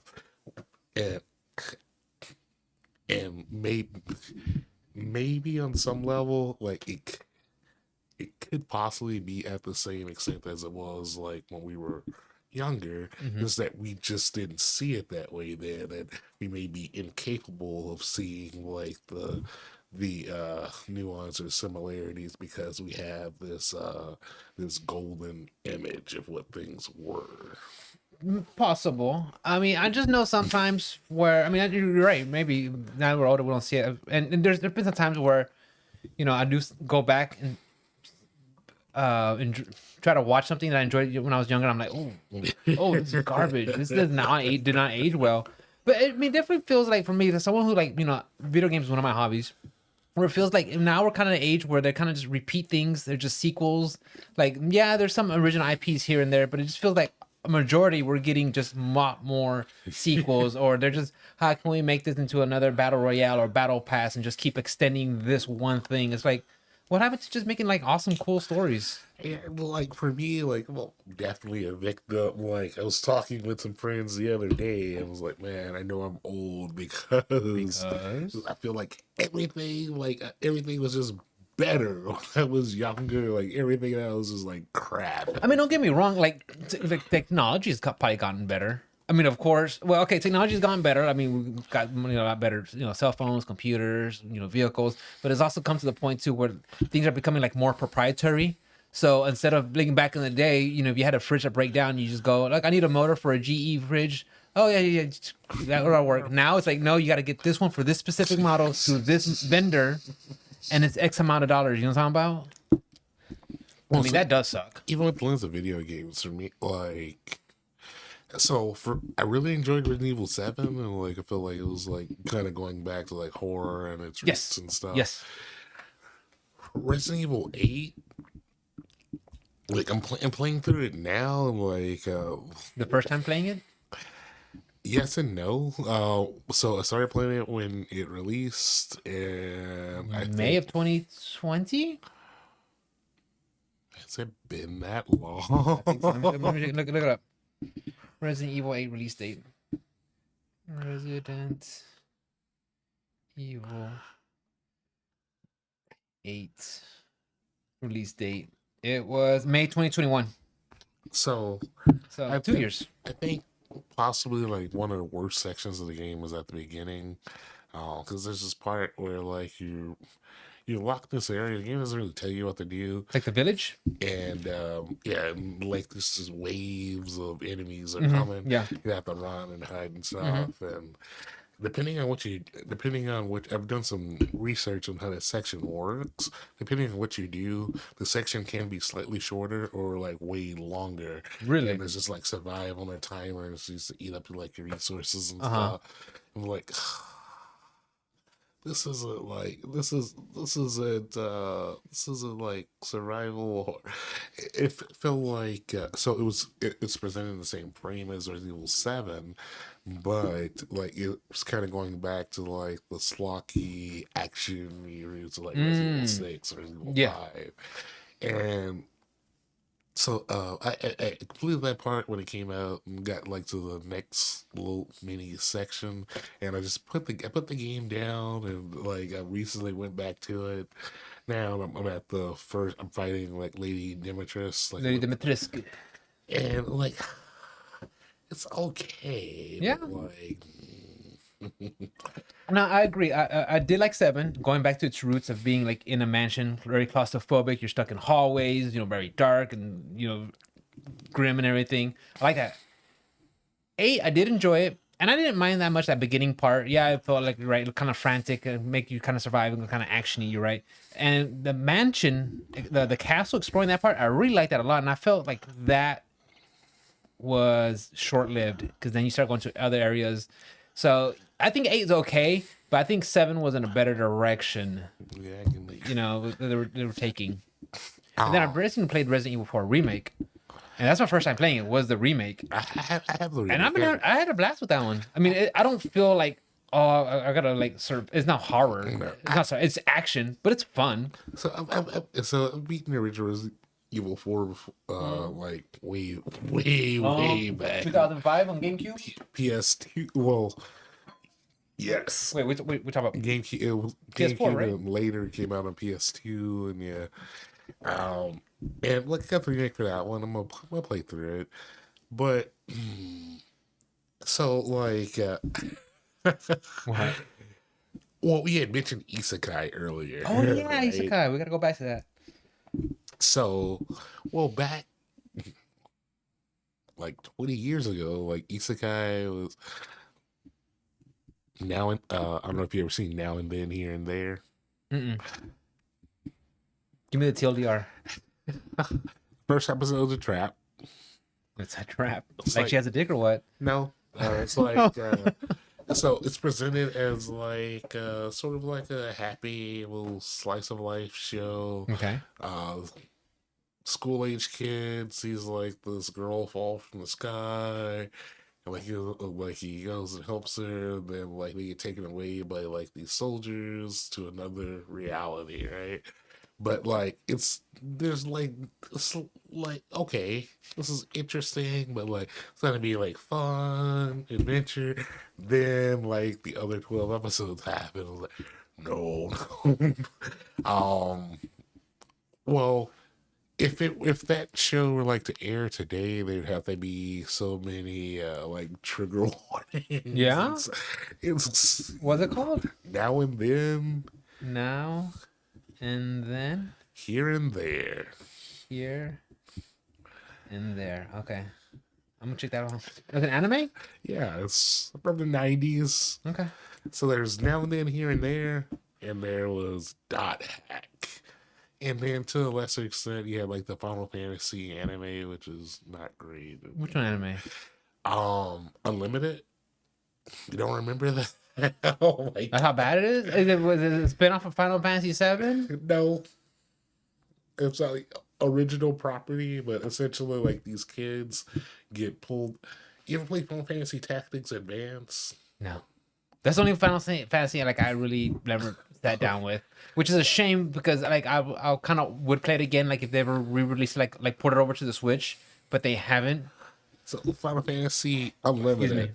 It's about these kids who get pulled into the video game or alternate world, and then like they each get like little powers and all the little One's a mage, one's a soldier, I guess. Or... Yeah, but like really like it's bad. Okay. It's bad. Just ignore that dumb shit.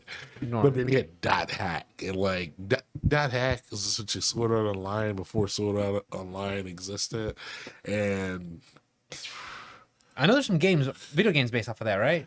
yeah, Okay. Dot Hack was like I think Mikel's a fan of those. and Dot Hack kind of set the standard for isekai. Mm-hmm. Well, also there was Esclafone.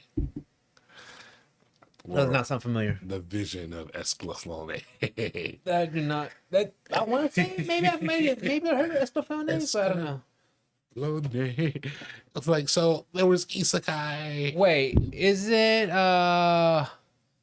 Inuyasha Isekai Yeah, and Asha's isekai too. and a romance? It's kind of girly, isn't it?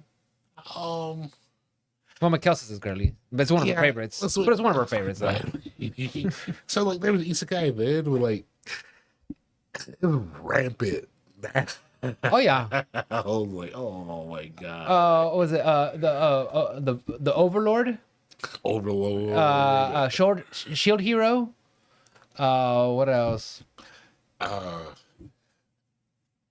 yeah, just In another world with my smartphone, a vending machine in another world. yeah, I died and I came back as a slime or something. opening a hot spring in another world. That sounds like fun. Yeah, but anime doesn't have a hot spring scene. Like, what are we doing? Yeah, I'm okay with some isekais, but This guy's okay. Like, have you heard of ReZero? which one? ReZero. No. It's another isekai, right? Is It's one of the bigger ones. It's okay. It's pretty okay. Like, I think it's a little bit better than it should be, but like it. So, first episode, main character gets transported to another world. Does some stuff, gets killed. But he wakes up right back as from when he came into the world. You find like he has essentially like a save point. He dies and he returns to this one point. At some point, like he does stuff and things happen, and the point where he responds back moves. But It advances? yeah, Okay. but he doesn't. He didn't. There's some things that he didn't know. He didn't know that it had moved, and Yeah. so some stuff can take back. And he gets killed a lot. Do you just think it's kind of like one of those flavor of the month things, something like that, or what? I mean, there has to be a reason. I guess people are devouring it. Out of the isekais, I think it's probably one of the most well developed ones. Like you also have like Tanya the Evil. There's a parody show on Funimation that has like all the isekai main characters together. Okay, if it leans into it and just like knows what it is and just kind of has fun with it, okay, that sounds like fun. My favorite modern isekai though, it's sort of it's a comedy kind of making fun of isekais, but it's also one of the only isekais that's finished. Yeah, It's called Konoshuba. Konoshuba. Main character gets killed in his world, reawakens in the other world. Mm-hmm. He gets killed saving knocking girl away from getting hit by a truck. But like the guy, he finds out that she was going to be okay anyway. Mm-hmm. The goddess of resurrection's kind of an idiot, and But she's hot, yeah, of course. and so he gets to respawn in this other Do it for a world. drink, really close to the mic. Oh yeah, he gets to respawn in this other world and he can take one thing with him. So he takes her, and they go all these misadventures. So he's the main character, and there are like three other waifus, I guess, that are main characters. So it's with kind him. of like a harem. Not exactly, Okay. because they're all kind of Tenchi wrong. Muyo. They're all kind of wrong in their own way. Okay.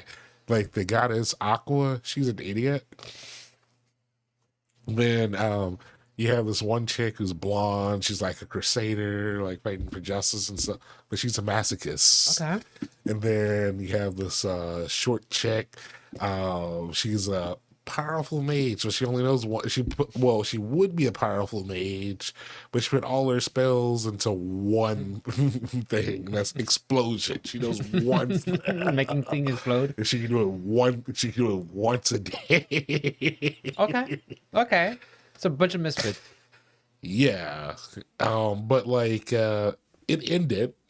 Okay. And like it had like a kind of like a little heart wrenching thing there, but like they get into all these misadventures. Like the goddess chick, like she's dumb and greedy. They go to this one in like the second season. They go to this place that's supposed to be like her city. Her people don't believe that she's their goddess, right? But everyone in the town, they're like, they try to get you to sign up for their church or whatever. Mm-hmm. And they do all. It's I have to check out. Crunchyroll. When you watch Konoshiba. When you watch all your stuff at? Don't say Kiss Anime. I just pull it off my shelf. That's right. You have a collection. You have a collection. You have a collection of stuff. Funimation or Crunchyroll. No, one of the best anime I've seen in like 10 years. Odd Taxi. Odd Taxi. So Write all this shit down, dude. Odd Taxi, like, so start like everybody is an animal, right? That walks, anthropomorphic animals, right? The main character is a taxi driver, and it's about like there's more to it, but essentially like you kind of follow the main character, and like a lot of different people get into this cab, and it kind of spreads out into a web of things that are connected that you don't realize are connected, and there's some other stuff going on. And it's also kind of like, does it also like has take into account like the hierarchy of different animals, like what eats what, or what's better than this, or what eats I can't. So, like the lions or the cheetahs always go after the antelope and stuff like that. So no, but there's a reason. But you gotta watch. Like I have to watch it. Or is it kind of like what's that one that the angry little fox that does heavy metal? Oh, you talking about Agretzko? Yeah, is it kind of like that where they're all animals, but they're all kind of like on the same on the same level and stuff like that? I don't know. I think it's to watch it. You gotta I watch. have to watch it. Yeah. You gotta watch it. Like, if they ever did something with 13 cents and it was like making anime, I think that would be cool. I actually like.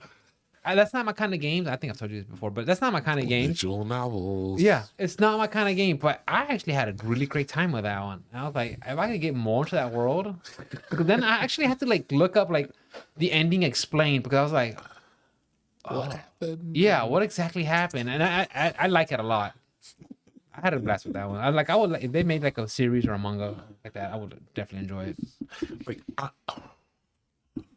Odd Taxi is one of the best shows I've for me, it's one of the best shows I've seen in like 10 years. Really? That good? I enjoyed it a lot. And would you watch it besides your collection? Huh? Where can you watch it besides your collection? It's on Crunchyroll. Really?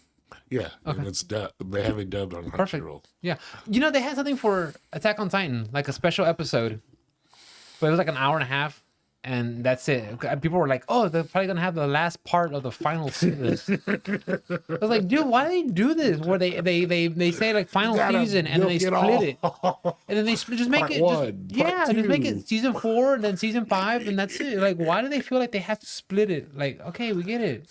I mean, it's one of my favorite series. I watch it all the time. Odd Taxi. Up there. I'm weird, but like, It's okay to be weird. I like weird. I'm weird. have you ever seen Go? No. It's, Wait, is that Lizard Man? no, it's a movie from like the 2000s with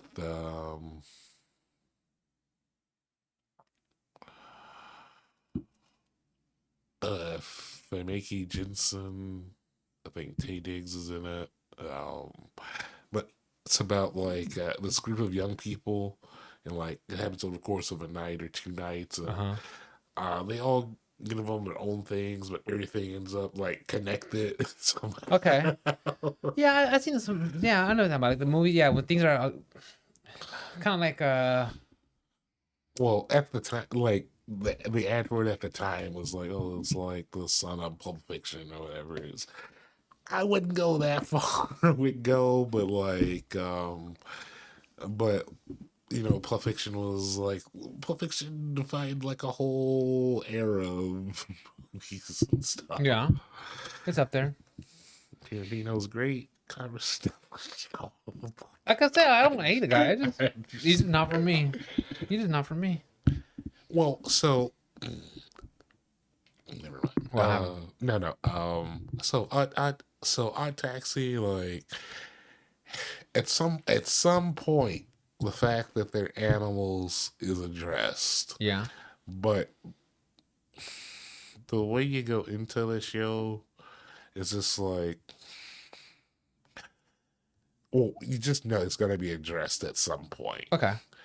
But like they're idols, all these other some of the main characters. There's a thing going on with this idol group. There's like a Yakuza plot line going on behind the scenes. There are these two up and coming comedians. Really? Yeah.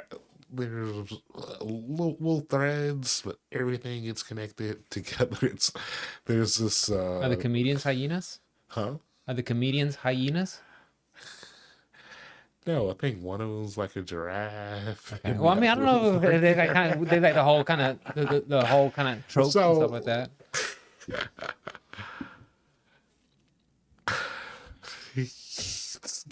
I gotta watch it. You been playing any other gacha games?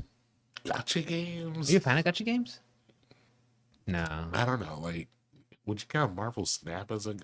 So the way that like some people play Snap, I would see it as a gacha game, but like I don't spend any, like I don't spend any like. Well, because someone told me, I think one of my buddies like, oh yeah, Tubi's out on that gacha game Nikkei. I'm like, oh cool.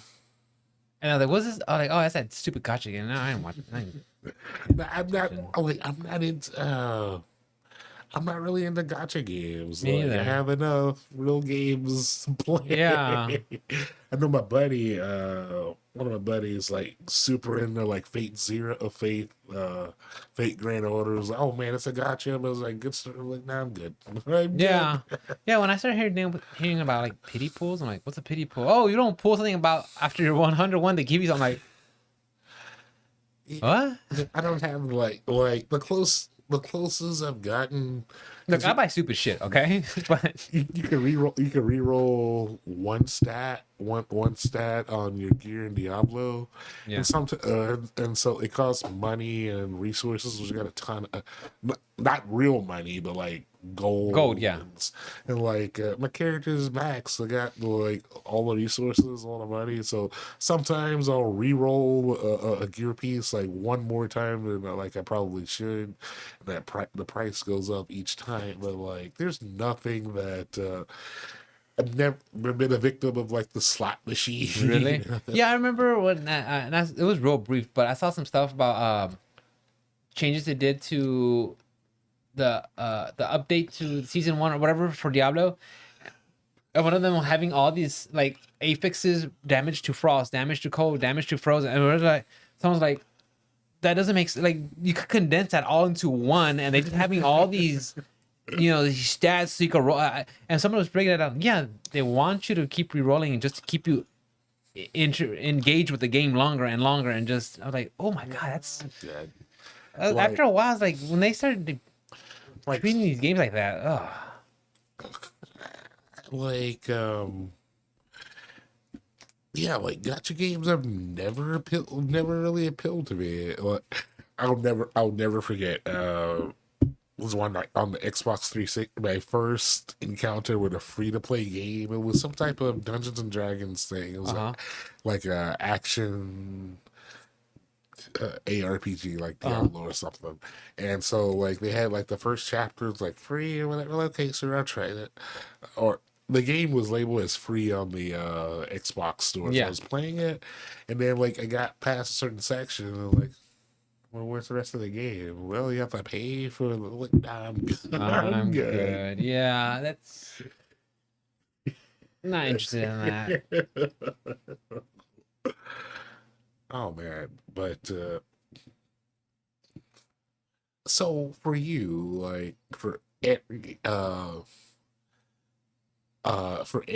like do you stick mostly with like shonen or like have you explored some of the other No, it's either like the last one I got into was Kaiju number 8, and that's only because my wife's coworker brought it up. So it's always like I always get like from recommendations. I'll always ask around like Chainsaw Man because you told me about it.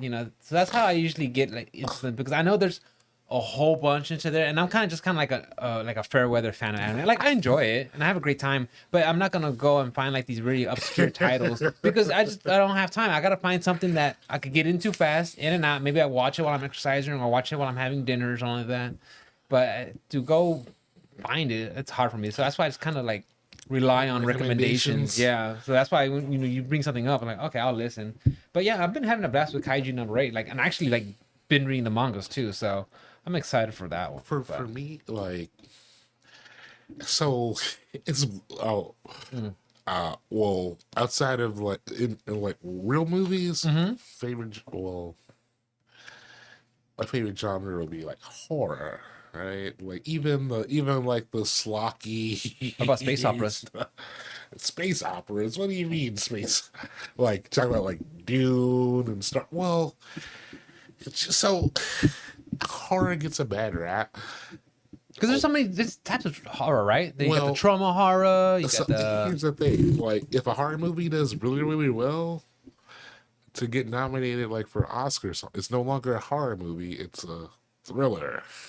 oh, what's your first problem? You're putting it to Oscar standards.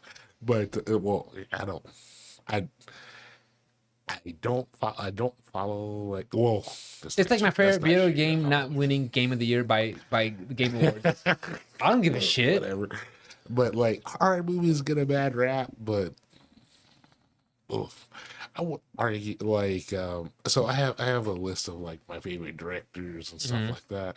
Someone said like I was listening to one of the film guys I watch this is a few years ago. He's like favorite directors. I would probably he threw out John Carpenter there. Like, oh, let me think about it. And well, yeah, his horror stuff is really good. I think John Carpenter is probably he's one of the more versatile directors. Like he's made a bunch of horror movies, he did a bunch of other stuff too. Hmm. Um, a few of my favorite horror movies were like Carpenter. You ever seen The Thing? John Carpenter's a thing. And What about In the Mouth of Madness? No, I don't think I've seen that one. But that's another thing too about like so his movies were what like in the 70s, 80s. So 80s, 90s. His very last movie was like some. I have it at the house. It's like some type of. It was a ghost story called like something Survivor or So whatever. yeah, so like movies from like like 80s, 90s like that when they had to use like Back to the Future like there wasn't that much like special graphics like you mean that's Practical they're very effects. practical stuff like that like same with Terminator and stuff like that. It just feels like now when you see some movies they use not all of them CG. they rely on CGI and it just takes me away from it. I'm just like it just doesn't See, feel the same. that's what happened with the. They did a Thing movie. I guess right at the end, right when I was finishing undergrad, because I went seeing it with this chick and my other friend. Hmm. And like I was watching the commentary tracks, and the directors like they had like a lot of stuff shot with practical effects, but like studio interference, the studio execs like, no, we want CG. This has to be They kept putting their CG. fingers in the freaking pie and shit. And it made a lot of like the visual effects and stuff worse, and like they had like these things built for practical effects, and the one who's like, nope, CG. Yeah. But so horror anime is a little weird. Some would say that it's bad. It's just that like animation studios haven't found like a really good way to animate like a horror they haven't found a good way to transition horror manga Into the anime into, medium. yeah, like there's a Junji Ito collection that came out, like it got like read reviews and stuff Oh, for what's the name? Junji Ito. He's a Yeah, big, yeah, he's the one who's in that. Aren't they making an adaptation of his stuff on Adult Swim? oh yeah, like What's it called? they have Spiral? the one, oh, Uzumaki. Is that one? Like I know they did one where it's like apartment complex or something, but he does a lot of weird. He's the But he does like a black and white kind of. Well, some of his stuff is black and white, right? yeah, he's a horror mangaka. But Yeah. like, so with the Junji Ito collection, Junti Junji, Junji Ito. Okay. with the collection that they did for that they animated, it's just like they aren't able to like replicate like the horror and stuff from his art Mm. and animate it like well. To do it justice and stuff like Yeah. that. Yeah. And like a lot of horror manga have that same. A lot of horror anime adaptations have that problem. Like there's one called Another, and like a lot of the death scenes, they're really visceral and brutal. But like they're a bunch of like laugh reels and stuff because the way that it's conveyed in the anime, is it's not scary. It's more comical without trying to be comical. Really? Like there's a scene in Another, like this one girl dies, like she's falling down the stairs and she falls on the umbrella, right? Yeah. But like the way it's animated, the way it looks, like it's not like gruesome and it's The only thing I could get like one recent which I thought was really good first season was The Promised Neverland. I like that one. I know I'm sure it's not horror to your standards, but I did like the story. I thought that was cool. And then like they followed it up. Did you watch the second season? No, No. is that bad? Oh, so Like I kind of fell off. I was just like, I don't care. they cut well, they made drastic changes from the later half of the manga, so well, from what I hear, it's real like they cut like the most important arc that explains certain things and Mm, how certain characters are still alive and all that, yeah. and they were with what they replaced it with was not super great. I Uh, hear. okay. Yeah, because as I watched the first season, even Mikhail recommended it, and I watched it. I was like, man, it's It was great. good. And then I started watching the second season. I'm like, okay, now what? And then it's like, okay. I just like after a while, I just like, It just falls off. yeah, I just like I'm gonna watch something else. I mean, like I said, it wasn't horrible and I hated it. It's just like, I just didn't care Yeah. anymore. It fell off. But so for anime, for me, like I have a soft spot for horror anime, but my favorite like anime to watch, so weird, a slice of life. Yeah. Like which one? Which one would you recommend? I know there was one on Netflix I Not watched for a little like bit. I would like. I don't think it's. I don't think it's for you. It's not for me. Like, because, like you like action and like intriguing plots and stuff. But for slice of life is just bland. It's kind of chill. It's, but like, there's something. Is it like there. lo-fi beats? It's like listening to lo-fi. There's something there that resonates with me. So like, what's one I watched recently? It's like slice of life and comedy. So there's one called Rumble Hearts. It's about these high schoolers. This one chick gets into an accident. She wakes up years later, and like she has like she's been gone for like 4 years. Her boyfriend's taking care of her, but like her best friend's been taking care of her boyfriend. Like it's Like the world moved on without her, and now yeah. she's kind of to readjust and get caught up. And yeah, Then there's like Planet, which is super sad. School Rumble. Like so comedy, slice of life. Like yeah, it's maybe it's good. I'll have to sit down and check it out. but no, No? I would like even like people who like enjoy anime, they make videos like man, what's the story arc and like this like this slice of life thing? Oh, they're having this culture festival, And then what? That's it.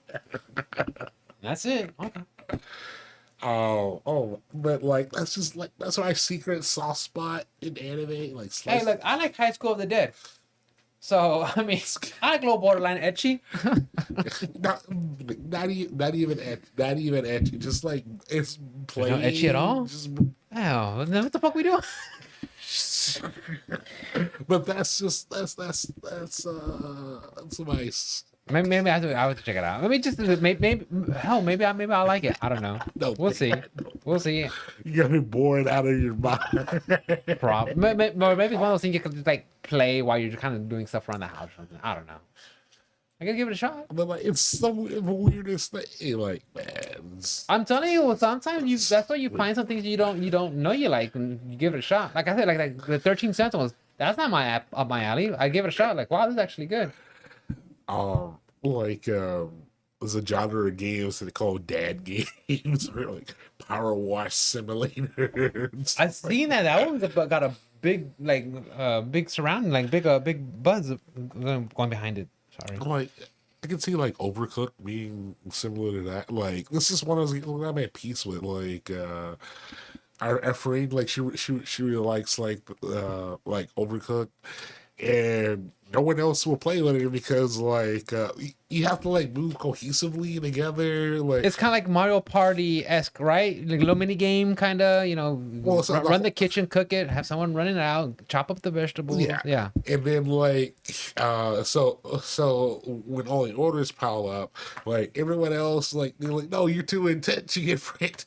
For me, like me and her can play like all day. I'm like it's like relaxing to me, and like we'll order our stuff. Like you take this, I take this. Yeah. Or, You need to play Stardew Valley. no, I've never No, you tried. never play Stardew Valley. You play like a little farmer. You want to talk about slice of life? You play Stardew Valley, dude. You wake up at 6 a.m. You got your whole day. You you go outside. You water your plants. Then you go to the market. You pick up more seeds. Come back. You take care of the animals. You plant the seeds. You go to the caves. Stardew Valley. That you want to talk about slice of life? I think Stardew Valley might be up your alley, dude. I'm good. Like so. It's on the Switch. I'll never forget. Like John recommended like the first Animal Crossing to me. That's the one that just came out, right? Well, the latest one that No, came out. the very first one on the GameCube. Oh shit. And Oh, so, Arjan? yeah. Okay. And so, like, well, apparently, like, Yeah, that'd be right up your alley too, no? No? like, so I thought I had problems with that game, Oh, come on. and What kind of problem? apparently I was just looking way too far into it, or whatever. Oh no! But so, like, my problem is you get to town, right? Like, you got nowhere to stay. Like, oh man, let's get with this guy Tom Nook. Like, set you up with a place to stay, right? Shows you the house. It's like, yeah, you like it? Okay, your house. It's your house now. Here's the bill. And like, here's the bill. You owe me this much. Like, oh, you don't have that? It's okay. You can work for me. Like, wait a minute. This is called indentured servitude. Yeah. This is extortion, isn't it? And then like you send you on your first job, and like, I'm talking to the other people in town, and like everybody owes Tom Nook. He is like the only store in town. It's a Everybody monopoly. He has over 51% of the market share. And so, like, I'm like, okay, I'm going to the game totally blind. I'm like, okay, so Tom Nook's obviously the bad guy here, extorting all these people. And I thought the game was going to, like, I thought the game was leading to where, Like a revenge story. like, we start like a revolution or something. And turn the town over and become a democracy and from shit. Tom Nook. Like, nope. Yeah, you look good. Yeah. We did our first. I did my first job. He's like, oh, but you didn't do it. Like, here's the money I'm supposed to pay you, but you didn't do the job quite as fast as I wanted you. So I'm gonna take this out. Then, oh wait, you still owe me for your house. Here's the rent. too, Here's the right? interest. Here's the groceries. It's like real life. What? You're playing real life, bro. And I'm like, man, like, I don't like this. This isn't how things If you think about it, it kind of work. is. This is how It it's kinda supposed is. to. Like, it's teaching like a bad lesson to kids, right? If like you're living You gotta pay your somewhere. mortgage. The interest rates are high. Hope you refinanced. Well, and then my big problem, like, there was like no competitor. Like, I understand, like, I'm working for Tom Nook and he's paying me X amount of bells or whatever. Pay you and in acorns and I'm shit. using it to pay off the house.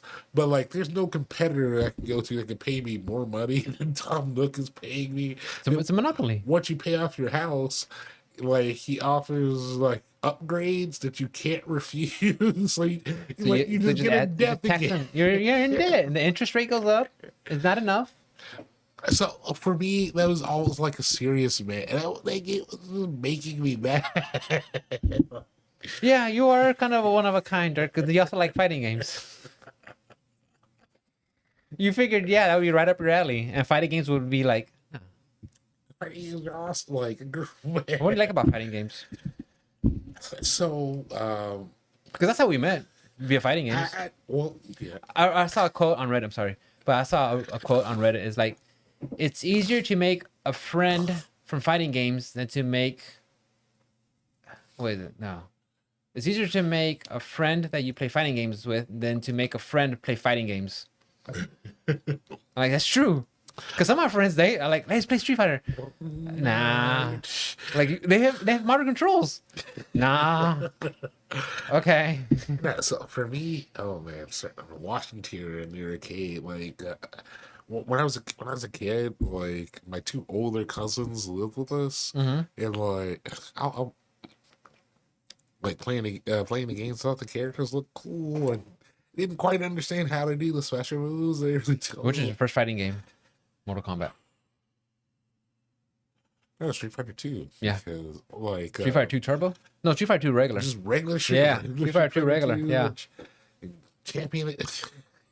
Remember that? You know that Fiesta right there on I-10? Yeah. Yeah, I used to play there, and then in Pasadena, what's Pasadena Boulevard? I think there was a 7-Eleven, and when I go to visit my cousins, we'd go play over there. And we have like a corner store right across the street from the house. They had a Street Fighter 2 cabinet, and then further down the road at the Washington Street Fighter 2. Yeah, exactly. Um, Love Street Fighter. I'll never forget my first interaction with Mortal Kombat. Like, I was at the end of either Golden Axe or Golden Axe 2. I had the game. I had the game paused. Yeah. When I beat the last boss, I was taking a bath, and then I heard my dad come in. Like, he was like, "Hey, don't touch it!" I'm like, right at the end, Mm-hmm. come back and they're playing. Oh. Great. But like, I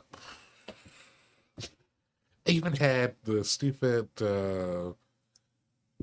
I saw some show or something, or a video or something High that school girl. What? I saw a video. No, there was a video or something that had the little. I don't know if you ever had the little handheld thing. I had one for Mortal Kombat. It Yeah, was but they're like super- LCD screens. yeah, Beep, beep, beep. Yeah. super They were pixelated. so bad. It was just LCD. It was LCD screens. Yeah. I had one for DuckTales and I had one for like Mega Man. Yeah. But it was very basic. Beep, beep, beep, beep. Yeah. Those were the days. Yeah. Yeah. Yeah. We go back and try. We go back and try playing. What the fuck is this? But man, like my cousins are super into it. Man, they had like Killer Instinct. Killer Instinct was and, great. Like Killer Instinct they was used to great. keep like little notebooks and write. Oh like, hell the yeah, dude! You combos had all the and combos and fatalities. Yeah, you go up to your friends in school like, here's the combos for what you got. Cool. You make your own copy and shit. You're like, oh yeah, it's dope. Yeah, up, down, down. Yeah, Yeah. I remember that, dude. That was fun. I love fighting games, dude. No, fighting games. What I love about it. And I said this already, but it's all on you. If you lose, it's because it's you. If you won, because you did something right. You know, it's all on you, man. I love it, and it just feels like, and you have to execute things, and they're hard, and you have to grind, and you have to be good, and you have to practice and practice and practice. And then like like you can spend hours and like training, practicing a specific combo. Oh yeah, for a right? certain situation, yeah. And then like like you go into a real match, you might not get that combo. Or be able to recognize the situation, or have the nerves to execute it. Oh yeah, dude. That's what I love about fighting games, It's like dude. self-improvement though. You get gradually get better. Yeah, I've been grinding a lot. I've been playing Street Fighter 6. So you can straight from play some matches. We'll play some matches, yeah. So you can do that. Yeah, we're sort of getting late already. It's already 11:30. Anyways, guys, that's enough for the podcast. Dirk, thank you for hanging out. I appreciate it. Thank you for having me. You're welcome. All right, guys. Anytime. We will see y'all next time. Bye, guys.